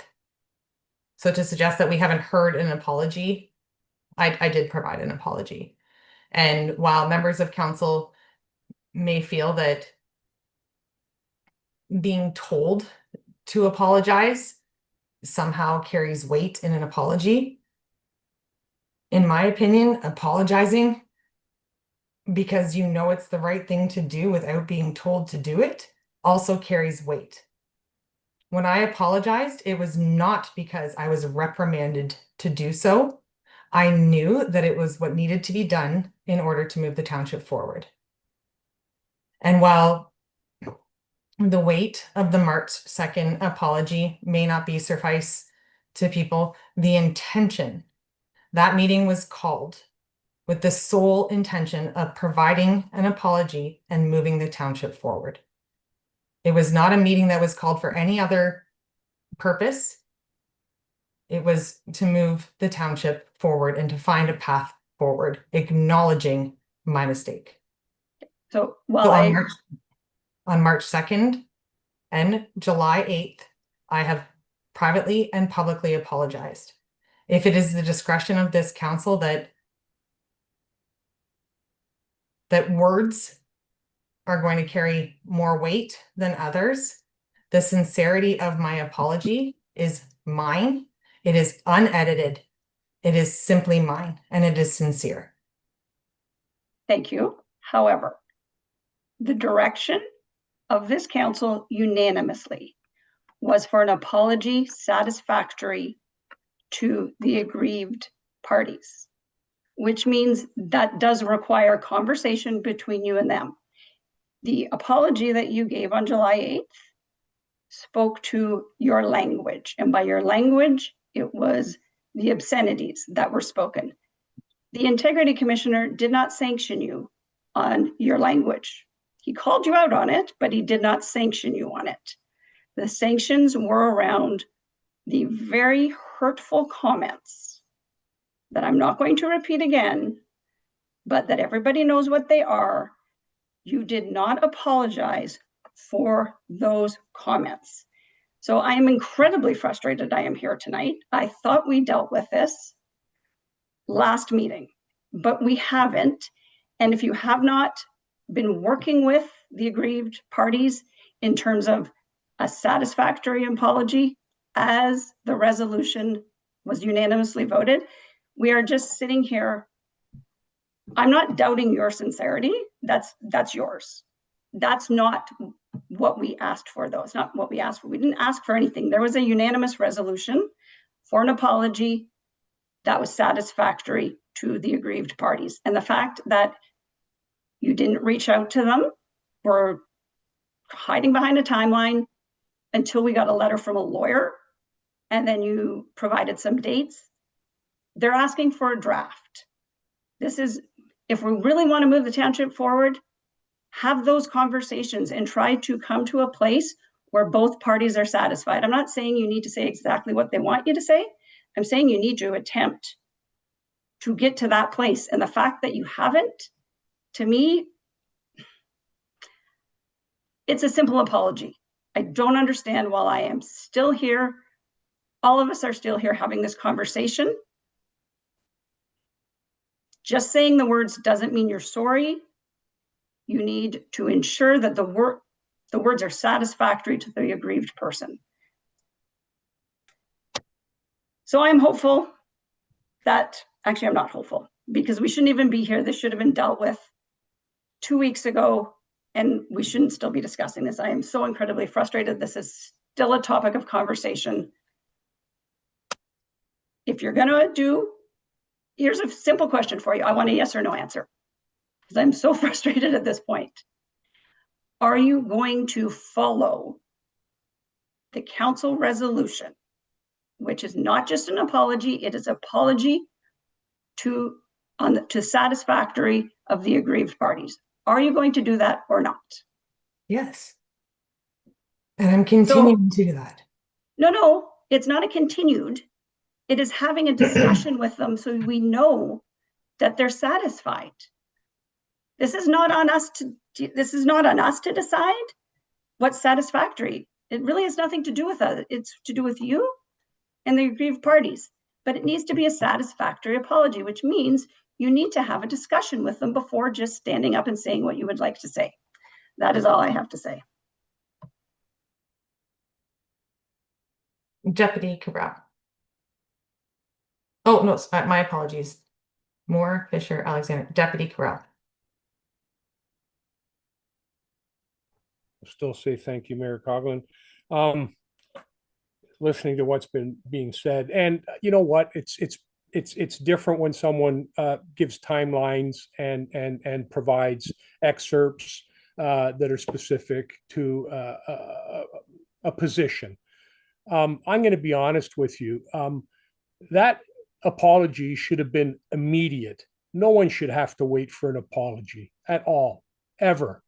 And to be quite blunt, when I look at the back and forth on the email, first they're asking about like, when's this going to happen? And next thing they get is, well, I'll do it on September the 2nd. Nobody had ever asked you to make that apology during a council meeting. They were looking for an apology, a public apology that they were seeking. And council said something that is acceptable to the aggrieved parties. They're the ones that you aggrieved. And I'll remind you, Mayor Coughlin, you were the mayor when you made these comments. You represented this township, this municipality. That's what you were representing when you made these comments, that the integrity commissioner actually came out and said, here's my findings. What I found interesting about the back and forth was the dates. And Councillor Garwood, you spoke to them. The first date was, I'll do it on the 2nd. Keyword here was, I will do it on the 2nd. The next one is, well, I could do it on the special meeting, which is, I guess, today, whatever the date was, 29th or 30th, or I could still do it on the 2nd. So 2 occasions you're going to do it. And then the third one, you then say to them basically, well, I already made an apology to you back in March on the 2nd, and I made an apology on July the 8th that, in your opinion, met what this council passed as their resolution. So basically it's, I'll give it to you, I'll give it to you. I already gave it to you. That's what I read there. But I would like to just take a moment, because on one of these here, I guess it's when you say you're going to do it on the 2nd, and I don't see the date here, but I think it's either the 2nd email. But their statement is, your bald statement that you intend to make a public apology some 2 months following council's reprimand resolution of July the 8th is, under all of the circumstances, without merit and not acceptable.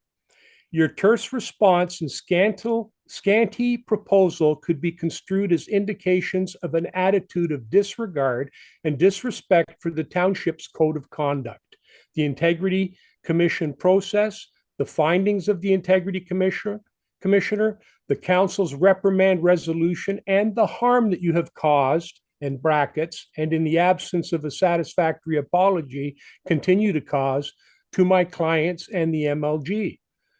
The next one is what caught my eye. An apology first ignored and then delayed is an apology denied. And I have to say,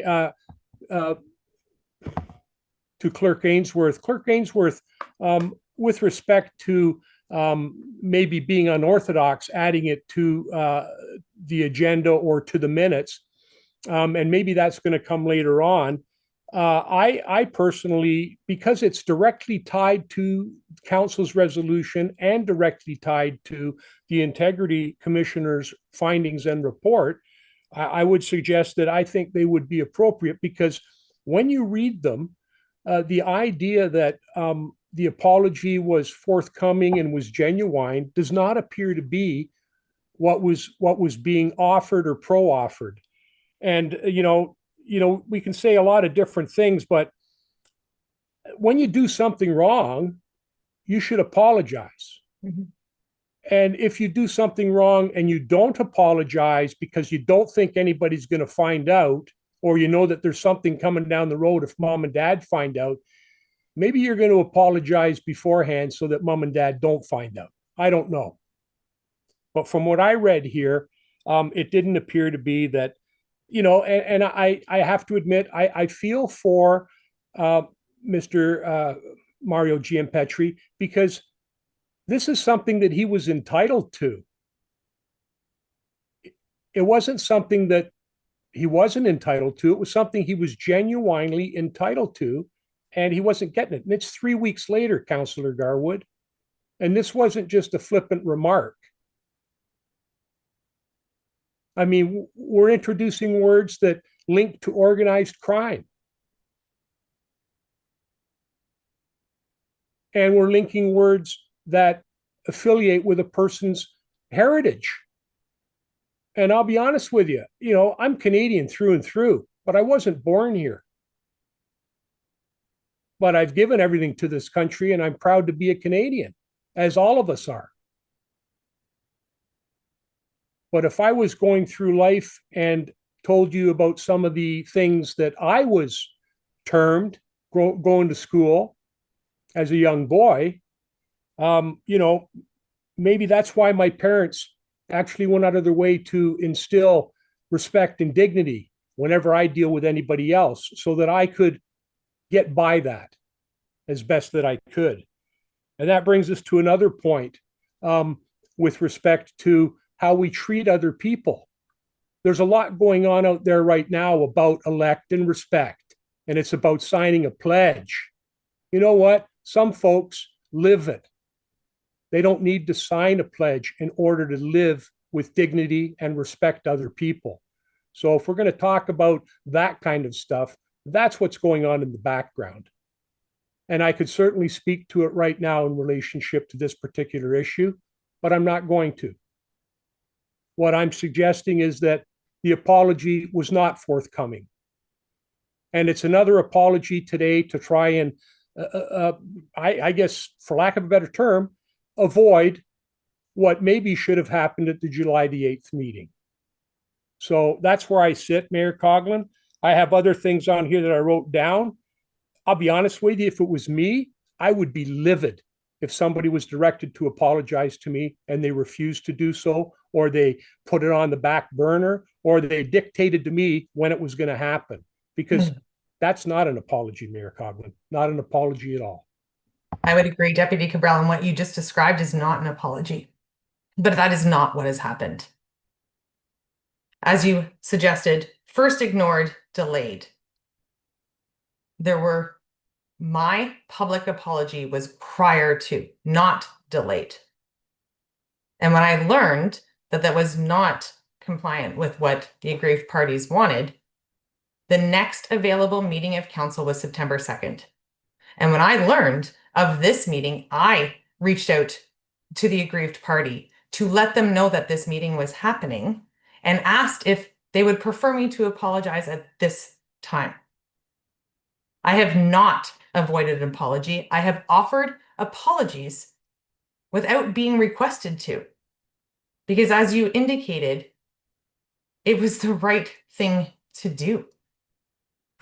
Not because I was requested to do it, but because I knew that I felt that it was the right thing to do. It wasn't because members of this council told me I had to, or an integrity commissioner told me I had to. I provided an apology prior to the Integrity Commissioner's report even coming out. So to suggest that I'm avoiding an apology, that is simply not true. It is my intention to continue to work with the parties to assure a path forward for the office of the mayor, this municipality, and our partners. And I will continue to do so. And if my intent to provide dates was taken as a slight in avoiding, it was simply providing them with the calendar and opportunities for me to do so. And as that changed, I made council aware of those changes. It is not my intention to an avoided apology. I have it prepared again for this evening. I did not want to read the apology prior to council's resolution, as on the July 8th meeting, I read an apology prior to council's resolution. If I hadn't known then, I would have read it again at the end of the meeting. And I will read it again. It is not my intention to avoid it. It is my intention to formally apologize and sincerely. And with all due respect, as much as a private apology is not considered sincere, that was not at the will of anybody else other than myself. So I'm not sure of the words, and if it is a draft that this council wants me to work with, then that's the direction of council. However, my words are my words, and I cannot be more sincere with them. There are a lot of hands here now. Councillors Thompson, Garwood, Cabral, and Moore. Thank you, Mayor Coughlin. I have some sympathy for Mr. Jim Petrie and the apology he receives. As you know, that I was a target earlier in council a couple of years ago, and my wife and I wrote an apology and it never came forward. But having said that, we really can't control whether Mr. Jim Petrie accepts the apology or not. In my opinion, I've heard both apologies, and it satisfies the council resolution for me. Councillor Garwood? Thank you, Mayor Coughlin. Respect and dignity was highlighted by the deputy mayor, and I completely agree with Deputy Mayor Cabral in that sense. But respectfully, we also need to take our own advice. We need to look in the mirror, and respect has absolutely been a large topic of conversation in politics as a whole, government as a whole, but especially in the township of Springwater, because it's not a made-up political line that one uses on a campaign. It is sole purpose is decency and dignity and respect. It's the things that people expect, that we treat them that way and they treat us that way. Respectfully, that has not happened around this table. It has not. And I think we can hopefully agree on that roughly. But we need to take our own advice. It's easy to sit here and point fingers. It's easy to yell and scream. We all get frustrated. We all get angry. But the reality is, as Councillor Thompson noted, I've been waiting on an apology from members of this council for 4 years now, and I know I'm never going to get them. So again, we need to look in the mirror. We need to take our own advice. If we expect accountability and civility from others, then we must be willing to demonstrate those same standards ourselves. And again, before I get called out on it, Deputy Mayor Cabral, you brought up the Elect Respect Pledge. So you brought it up, so I'm going to happily speak about it. And that is not just a pledge. It is something that, as you noted, it's how you were raised. And I'm glad to hear that. It's how I'm raising my children. It's how we should operate together as a council. We do not have to agree on everything. We do not have to be friends outside of this chamber, but we do need to bring forward some basic decency and not earn the reputation that this council as a whole, and I'm not pointing any one finger, I'm saying as a whole, has earned, whether we like it or not. That pledge, the elect respect pledge, is something that 5 members of this council has supported. Should have been unanimous. Respectfully, Deputy Mayor Cabral, you are one of the individuals who speaks on respect and dignity, but you did not sign a simple pledge on respect, decency, and dignity. So, with all due respect, I will not take advice from you. Thank you. Deputy Cabral, Councillor Moore, Councillor Fisher.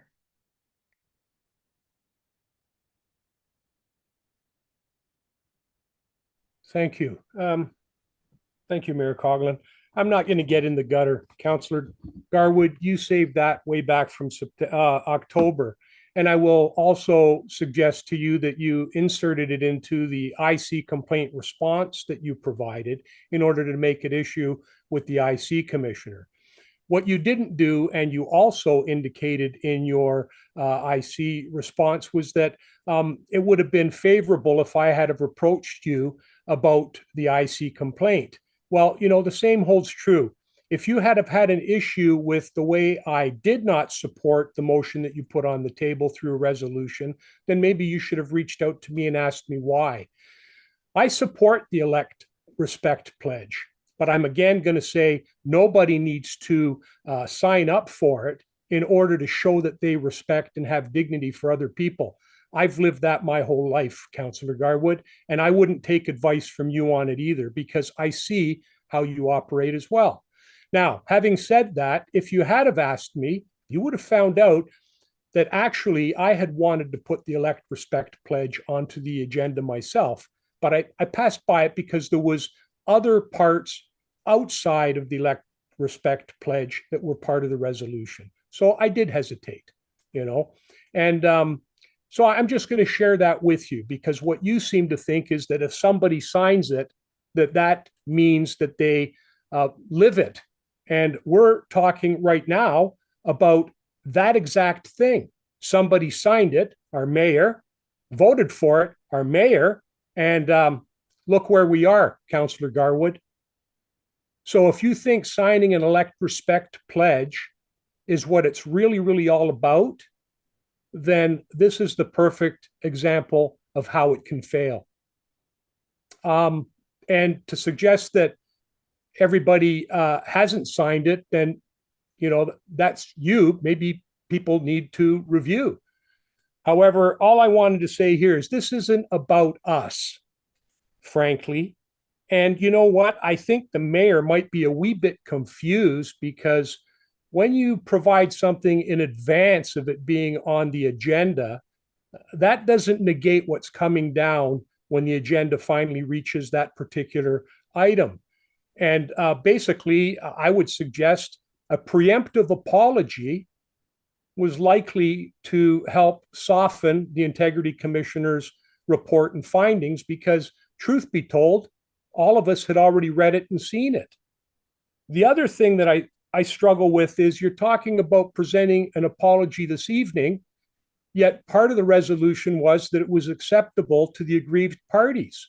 So I ask you, Mayor Coughlin, have you reached out to them, shown them your draft, and then asked them if it was agreeable? Because I don't think that would be the case. So basically what we have here is somebody who was given an opportunity to apologize and saved from the other sanctions up to 90 days, and then chose to, in my opinion, delay.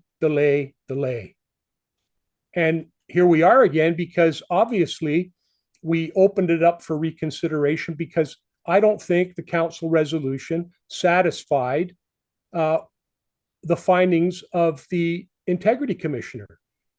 He basically said to council, here's your range, reprimand all the way up to 90 days.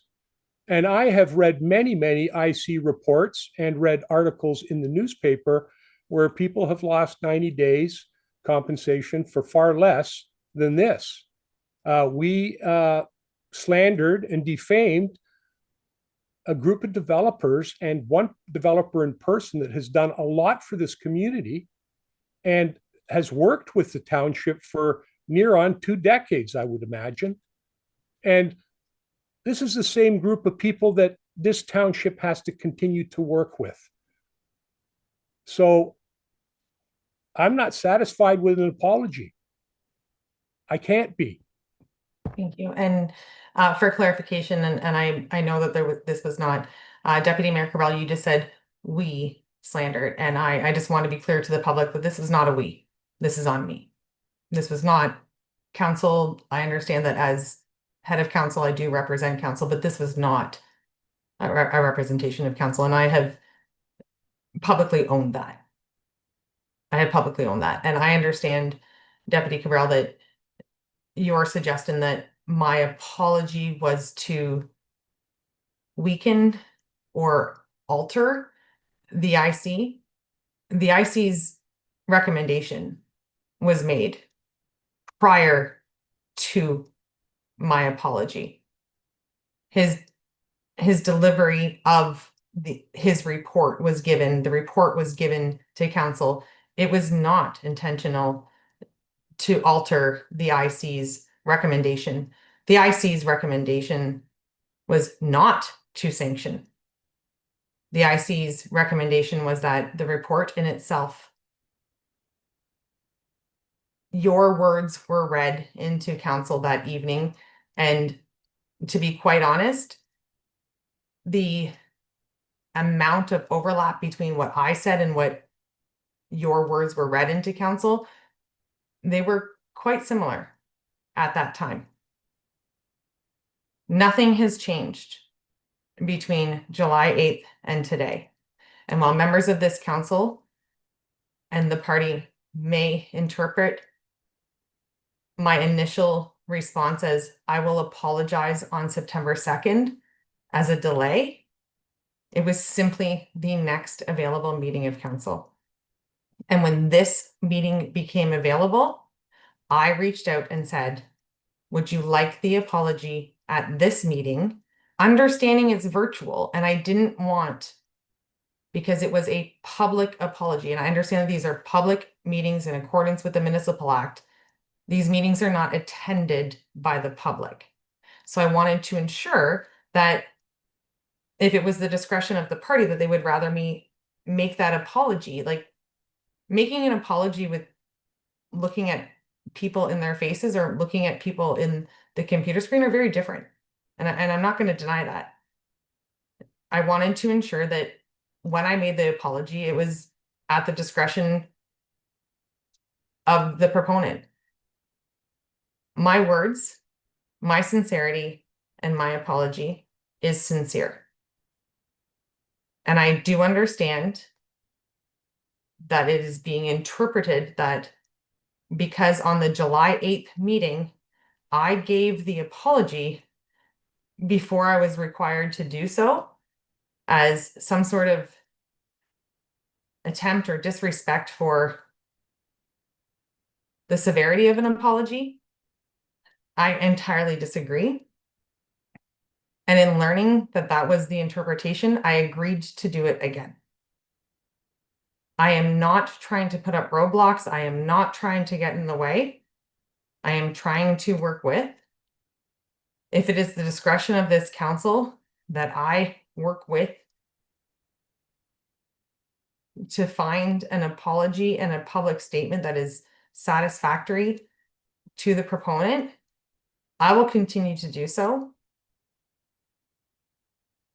It is my hope that the words and earlier stated,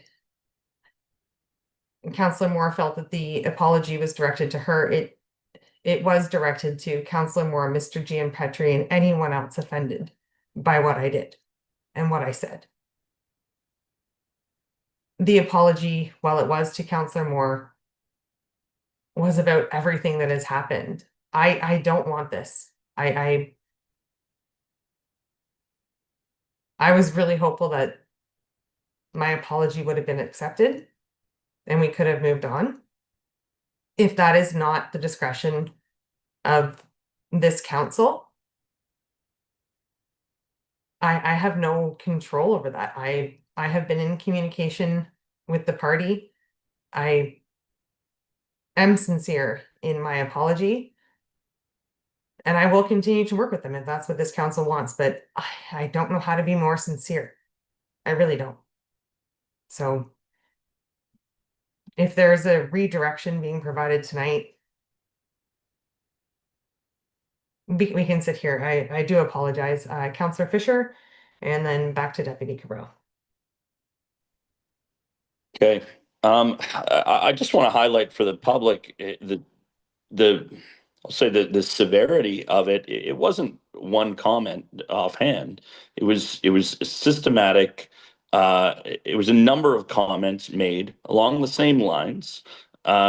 This was in the Integrity Commissioner's finding, and they damaged a man's reputation. It damaged him ethnically, but his reputation and the potential for not only his business, but other businesses under the MLG umbrella. So this is very severe. And I certainly would have thought that, particularly given the leniency of council, it was my hope for actually a speedy resolution to this. And honestly, Mayor Coughlin, maybe I don't share the same sentiment as others, but I'm sorry, I didn't find your apology very sincere. As a matter of fact, I find it minimalized what happened in the integrity in the 56 pages of report.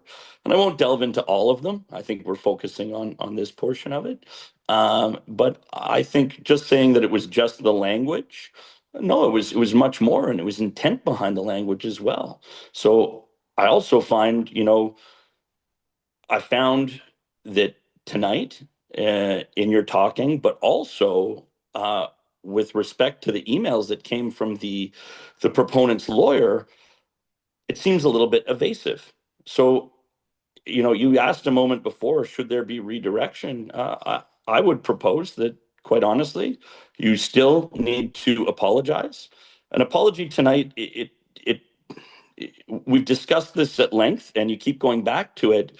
But if it is not to the satisfaction of the aggrieved party, it's just talking, right? So you're not apologizing to me or other members of council.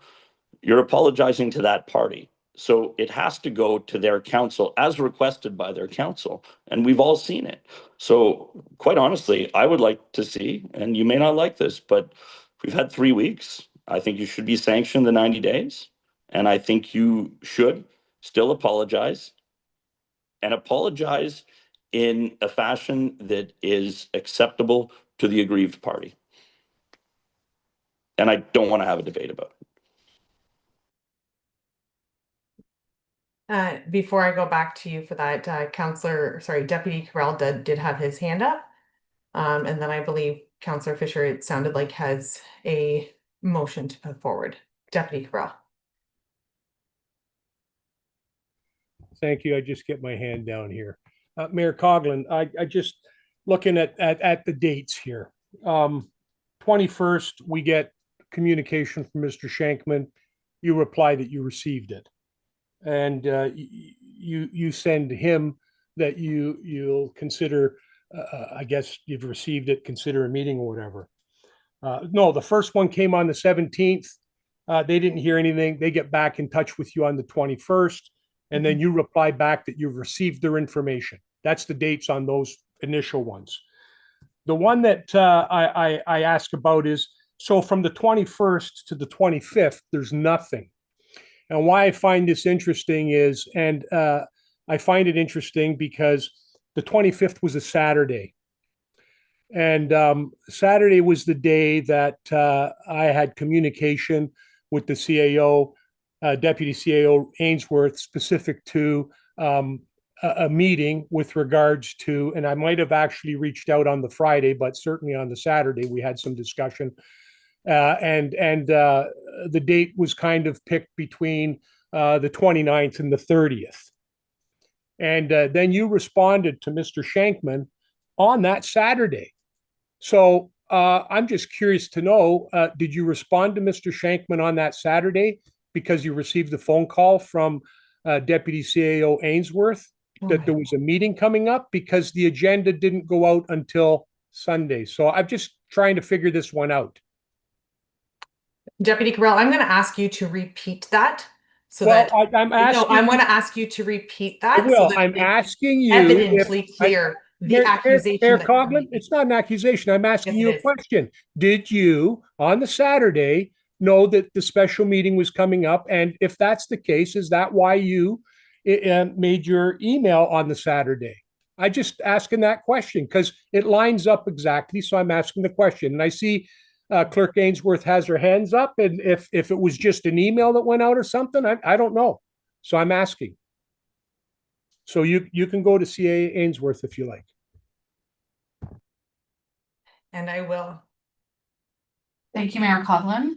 The notice of petition was received from the deputy mayor on Thursday, July 23rd at 18:51, which I believe is 5 or 6:51 in the evening. Later that evening, notice of the petition was sent out to all members of council with the topics requested by the deputy mayor. So all members of council were advised of the petition late in the evening on Thursday, July 23rd. That was late in the evening on the Thursday or the Friday that the petition went out, Clerk Ainsworth. The Thursday. And the meeting went out on the Friday or the Saturday? That a meeting had been actually decided on, a meeting date.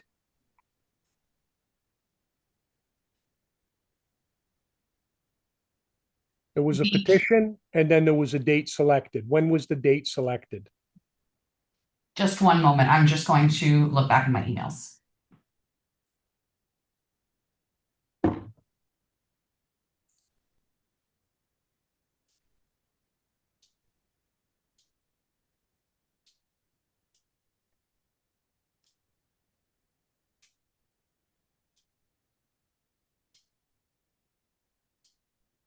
Thank you, Mayor Coughlin. May I?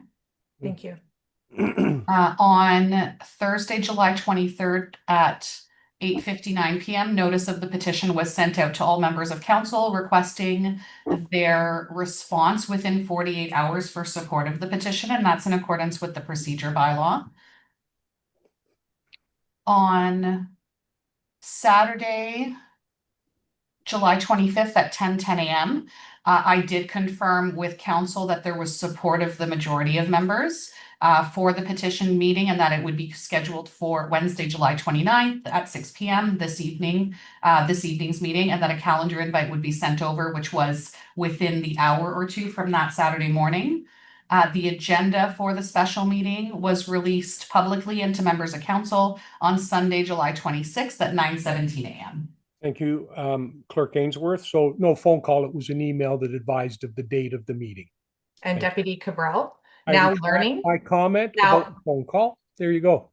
now learning that the petition was made available via email to all members of council. Would you like to retract the statement that suggests the suggestion in the statement made earlier? I already did. You missed it. I said, so when It's difficult to hear you when you're speaking over me, Deputy Cabral. I wasn't saying a word, Mayor Coughlin. I retract the phone call part, but the date of the meeting was on the Saturday that it went out. When I learned of the meeting being successfully petitioned, I made the legal counsel aware of the meeting and asked them if they would prefer me to apologize at that date. Okay, thank you for that clarification, Mayor Coughlin. Appreciate it.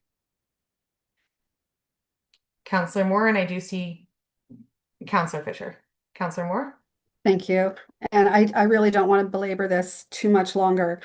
And I appreciate Mayor Coughlin that you've reached out and maybe tried to work with the parties. But what is so important to me is that the emails are made public, because we received another email today of all days. And, excerpts include your apologies of March 2nd and July 8th and July 10th, and the Barrie, CTV News Barrie consisted of statements made by you which intentionally conveyed your messages as follow, that you only regret and apologize for the use of the foul language, etc. And it goes on. And I just, at the very end, it just says, it is plain and obvious that you've refused to admit or apologize for the very matters that are encompassed in my earlier communications the findings of the Integrity Commissioner within the Council's reprimand resolution. By your own words and conduct, you place your sincerity in serious doubt. I and my clients stand by my earlier communications to you, and you should govern your conduct accordingly. That was today. And if there is no even draft apology between 9 a.m. or 9:30 this morning to now, I have to say why. Anyway, I really don't want to belabor this anymore. I just wanted to highlight that and ask the CAO Ainsworth if she has found a way to attach all of these. Thank you. Before I do go to CA Ainsworth, I think that when CA Ainsworth tries to encompass the discussion that's happened tonight, I do have Councillor Fisher and then Councillor Thompson. Thank you. I think everyone's had a chance to speak. It's certainly not my call, but I did throw a resolution on the table, and I'd be looking for a seconder. And prior to doing so, I will go immediately back to Councillor Fisher for a seconder on his amendment. Councillor Thompson, I don't see any other hands. After Councillor Thompson, I will go back to Councillor Fisher for the amendment.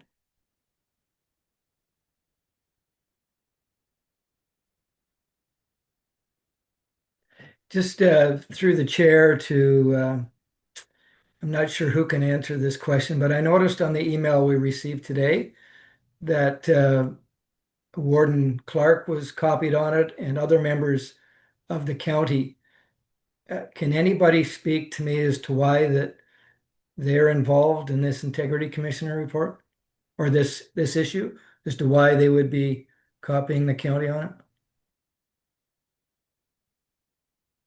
Councillor Fisher, and then my remarks. I can only guess, Councillor Thompson, that I believe there's an Integrity Commissioner report at the county level. Maybe that's why, but I can only speculate. I didn't send the email. But going back to my resolution, I believe the mayor should be sanctioned for her 3 months of pay, and also need to apologize. And apologize not tonight. She needs to apologize in a fashion that is amenable to the proponent and their legal counsel. Thank you, Councillor Fisher, and you are correct. There, similarly to the Integrity Commissioner report brought forward to the township level, there was a IC report brought forward by the same proponents at the Simcoe County Integrity Commissioner. Interestingly, today we received information from that IC that reads from a disposition letter from Principals Integrity. Principals Integrity, the IC for the County of Simcoe, in their disposition letter reads, Excuse me, Mayor we Coughlin. find Before you go any further, this is Irrelevant. not Point of point order. of order, Point of Mayor order. Coughlin. I'm not point trying of to order, cut you you don't down. want to hear what I have to say. You Point go of ahead, order but is I want not- you to know that it is marked confidential. And if It it is is not. coming And if you before- would like me to Okay. pull up, if you would like me to pull If up. it's not marked confidential, go right ahead. Go ahead.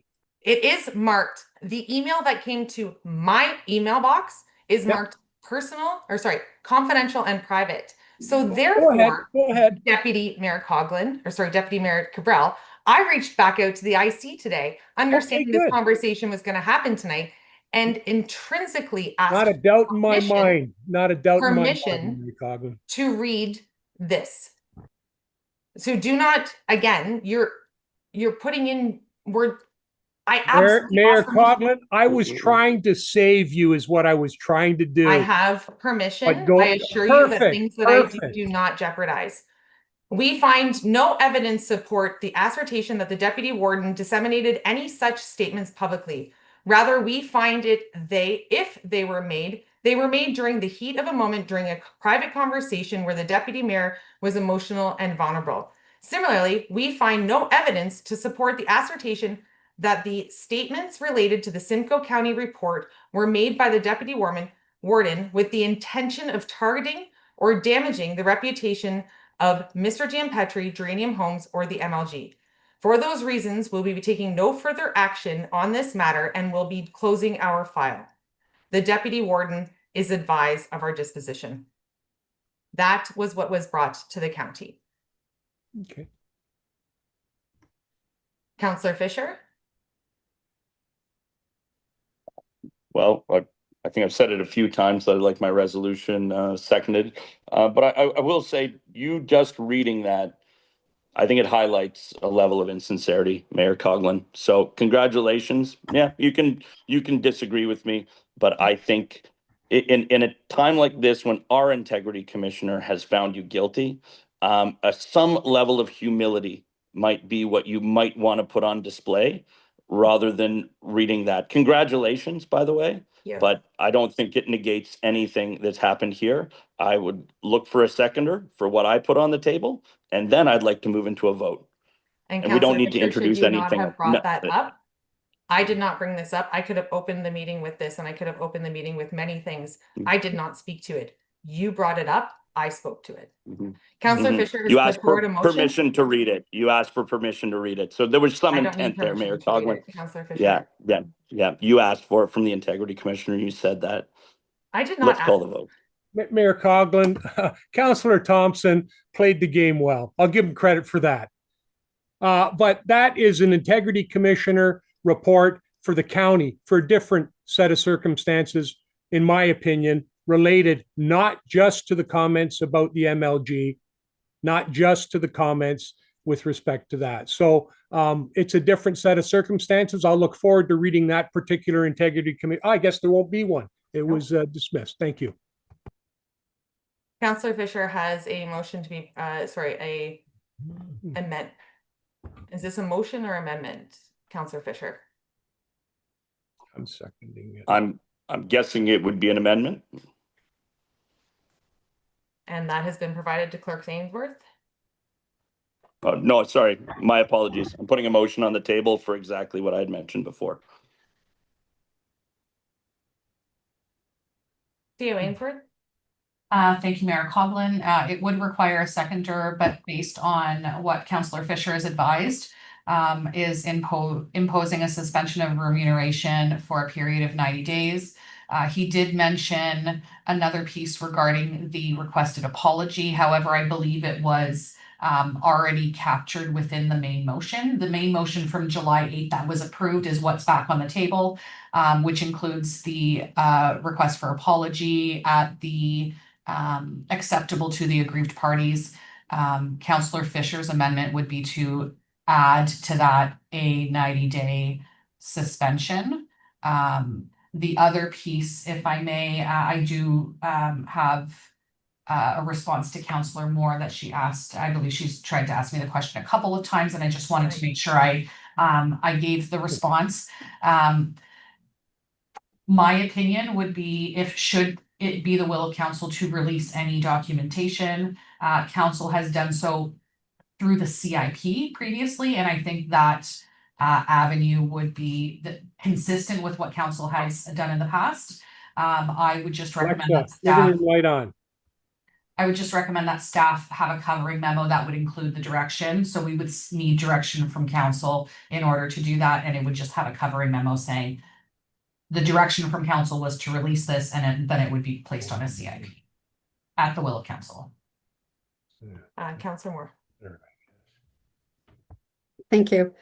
I thought CAO Ainsworth, I thought we chatted about the CIP and that it wasn't possible, so I would have said that. But anyway, it doesn't matter to me. That's fine as long as when folks watch the meeting, they know that they can go somewhere to find the document. That's all.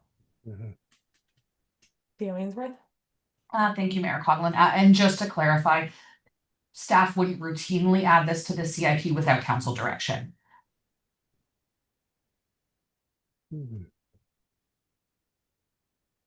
Understanding Councillor Fisher has I'm assuming it's a motion unless there's a main motion that's already been presented and this is a amendment. I'm not familiar with that. CEO Ainsworth. Thank you, Mayor Coughlin. It would be an amendment to the main motion tabled by Councillor Fisher. It would require a seconder. Also, as mentioned, should council I'll wish to release second it. that Okay, direction would Worth. need to be provided. Sorry, Kingsworth, if you could repeat that. My apologies. In addition, should it be the will of council to release the emails, that direction would also need to be provided. And I guess at this time, looking for a seconder on that, and then if you could read it in its entirety for members to consider, please. A seconder at this point, Deputy Cabral has indicated that. And CA Ainsworth, if you could please read the motion. Thank you, Mayor Coughlin. The amendment would read that the motion now before council be amended as follows: to add that council hereby impose a suspension of remuneration paid to Mayor Coughlin for a period of 90 days. Should that be supported, it would be added to the main motion, which was listed on the agenda, that receives the report and imposes the sanction of a reprimand in the form of an apology. So this would form part of a third paragraph to that main motion, should it be supported by council.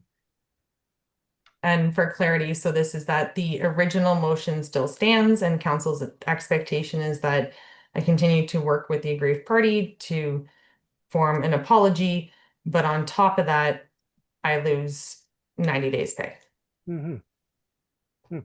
Okay. I see a whole round of hands here. I have Councillor Garwood, Councillor Moore, Councillor Thompson,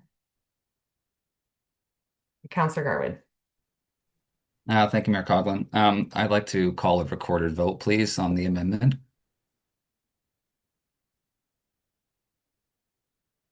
Councillor Moore? Thank you. The piece about the information on the CIP, do we add it then to this amendment, or is that going to be a separate one that we vote on afterward? Just to be clear, and do you need wording, CAO Ainsworth, for that? If I could, Councillor Moore, I completely support having this added to a CIP. However, I will have to call conflict on the original Okay. vote. If we could have this separated so that I could show support for one while having to call conflict on the other, that would be appreciated. Okay. Same answer, does that work for you? Councillor Thompson. No, I just wanted a recorded vote, so that's. Council, is there anything further on Councillor Fisher's motion? CAO Ainsworth? Thank you, Mayor Coughlin. So just procedurally, for Councillor Moore's piece, if the mayor would like to vote on that, what I would recommend to council, vote on the amendment. That would be added to the main motion, vote on the main motion as amended, and then Councillor Moore introduce a completely separate motion. The mayor is restricted from voting on a reprimand, but not on the release of those emails.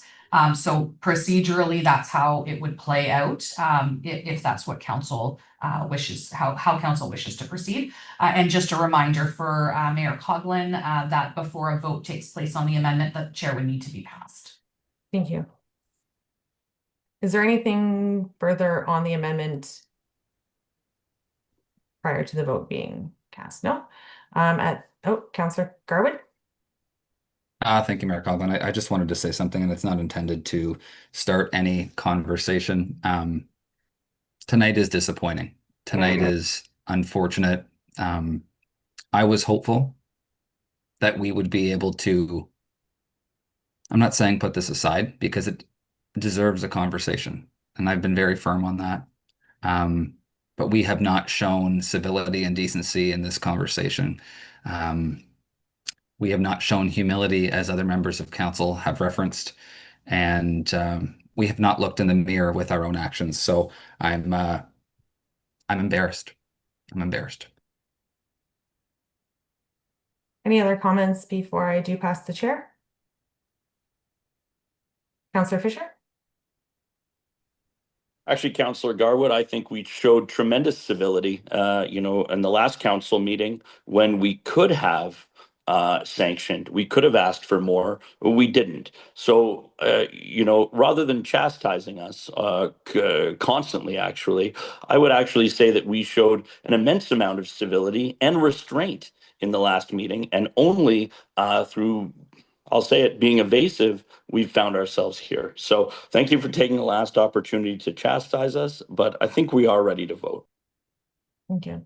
And I'm not chastising council, but I take exception to being evasive. I have apologized in person. I have apologized on the 8th, and I have attempted to continue to work with the party to apologize. Not yet to the satisfaction of members of this council or that party, but that does not suggest that I was not working towards that. I understand that when we did receive the Integrity Commissioner's report, forming part of that report was that Mayor a Coughlin, the vote's financial- been called. It's been called and we're waiting. Deputy Cabral, I don't mean to interrupt you, Mayor Coughlin, but you're going over the same information over and over again. The vote's been called. The vote on the amendment has not been called, Deputy Cabral, and I can take that as being called, but I am not finished speaking yet.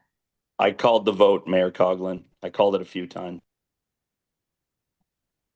I understand that it's the desire of members of council. I will take the opportunity to be heard on this because it is not only important to me. This is significant. This is a third of my pay.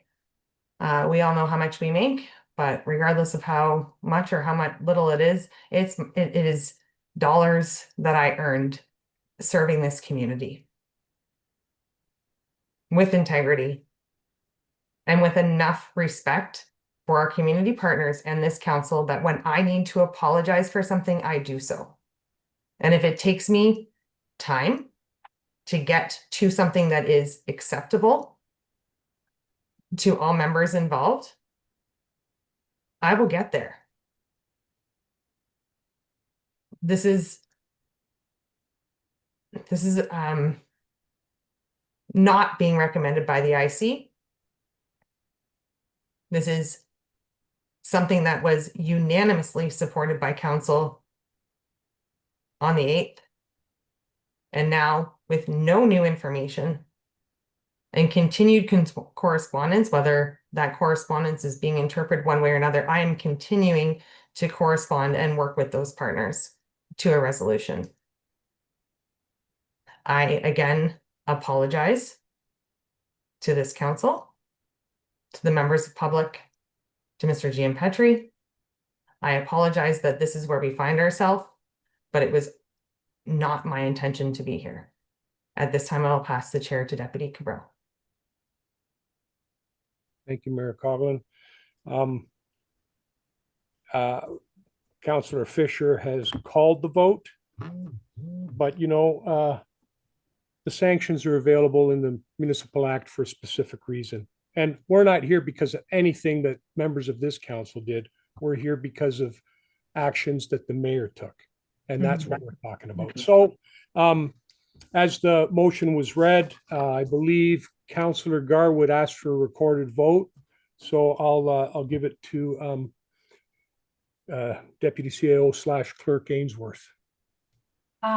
Thank you, Deputy Mayor Cabral. I do also want to just bring to your attention, you were the mover, or my apologies, the seconder on the amendment. I would recommend seeking another seconder.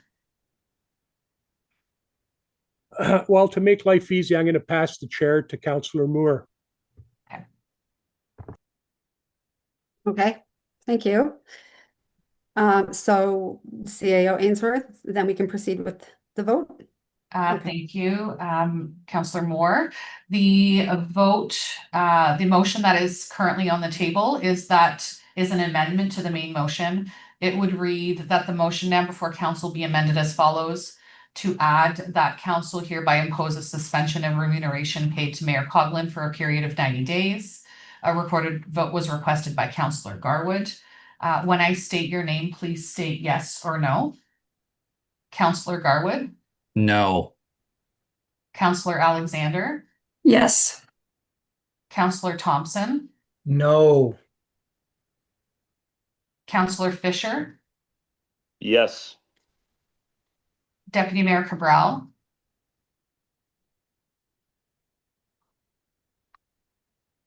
He's muted. Terribly sorry about that. Yes, in the affirmative. and Councillor Moore. Yes, sadly. That amendment carries.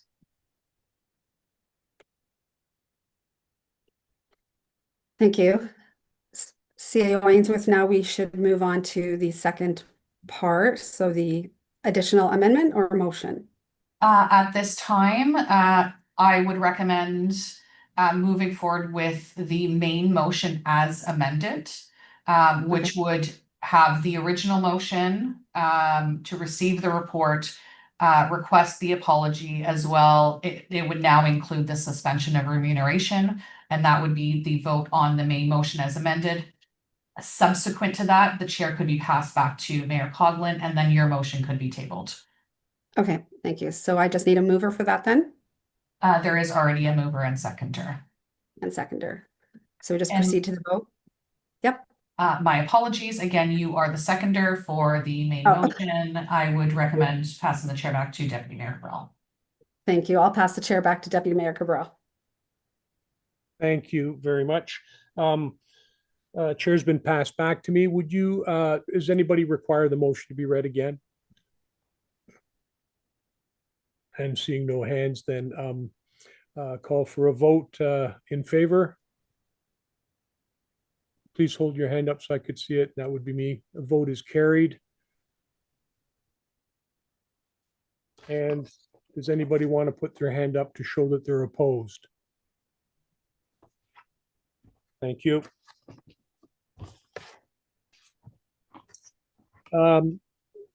Deputy CAO / Clerk Ainsworth, would you like me to pass the chair back to Mayor Coughlin?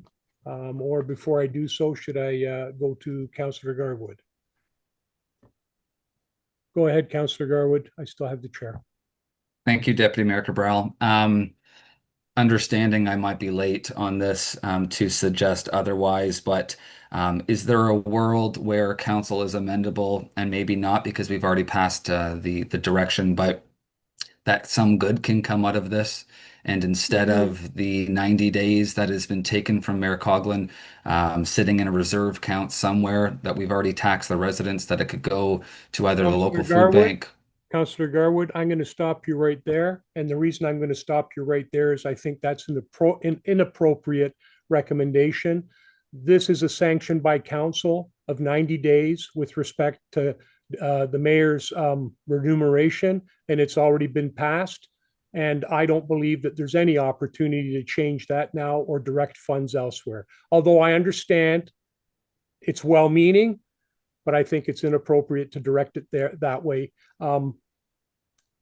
It stays within the taxpayers. That's where it's going to remain. Thank you. Wholeheartedly disagree. Thank you. Okay, thank you. I appreciate that too. And I'll pass the chair back to Mayor Coughlin then. Thank you, Deputy Cabral. At this time, we have a motion from Councillor Moore.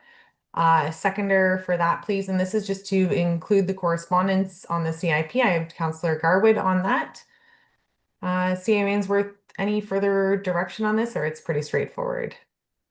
Thank you, Mayor Coughlin. I'm drafting the wording. I will finalize it, but essentially it's that council hereby direct that the emails received from the representatives of MLG. I'm going to make sure that that wording isn't a specific name or person. I will flush that out. That the emails received from the representatives of be included on the upcoming CIP for public viewing. Thank you. And Councillor Moore, if I might, as the direction from council is still seeking a resolution of an apology Rather than us having to go through this again at the next meeting and the next meeting and the next meeting, can it just be that all correspondence between the mayor and what we tend to call the aggrieved parties is made available on the CIP accordingly until such time that an agreeable apology is reached, so that we're not having this discussion over again, so that any information or correspondence that I have with them becomes public. Mayor Coughlin, I understand we had permission to share up into what we had included today. I would suggest that if that's something you would like, could you please just reach out and ask them if they're willing to continue to share their information publicly? I can't really speak for them. I obviously cannot speak for them either, but I can speak for myself, and any information that I receive will be made public. Fair. Thank you.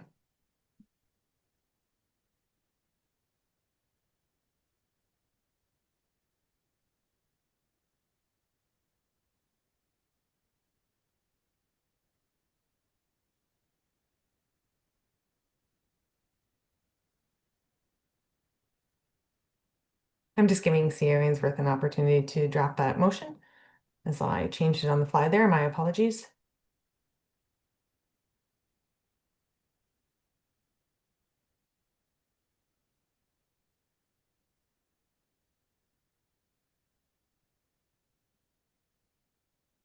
CEO Ainsworth?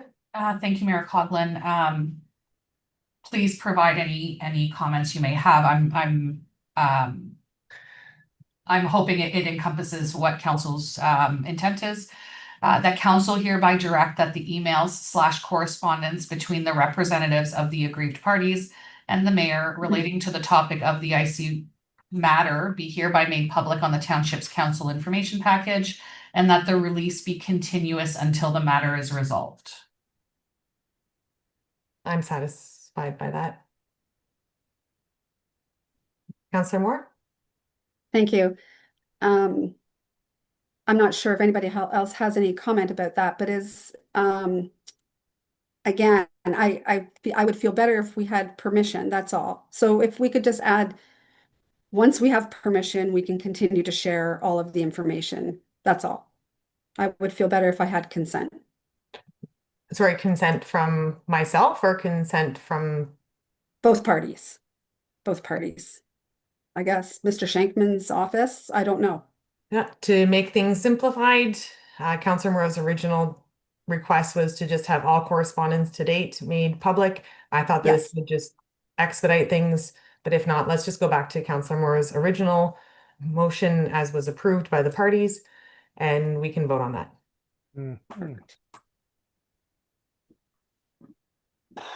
Just take my 2 cents out of it. Ainsworth.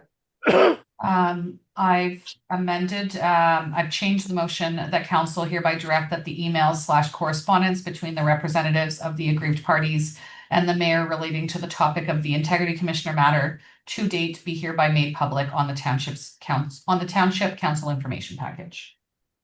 And that was your intent, Councillor Moore? Yes, thank you. Thank you. And we do have a seconder for that already? Yes, thank you. Any further comments or questions on this? Not seeing any. All those in favor? That has carried. And we move back to any further business before I move back to the script, CEO Ainsworth? No, Mayor Coughlin. Thank you. May I have a mover and seconder for the confirmation bylaw, please? I have Deputy Cabral and Councillor Moore that bylaw 2026-061 to confirm and adopt the proceedings of council at the special meeting held on July 29th, 2026, listed here and be signed and sealed by the mayor and clerk. All those in favor? That has now carried. And a mover and seconder for the adjournment, please. There's going to find my actual time. I have Councillor Alexander and Deputy Cabral. The special meeting of the Township of Springwater does now adjourn at 9:02 p.m. to meet again in regular meeting on September 2nd, 2006, 6:30 p.m. All those in favor? And that has carried. Thank you.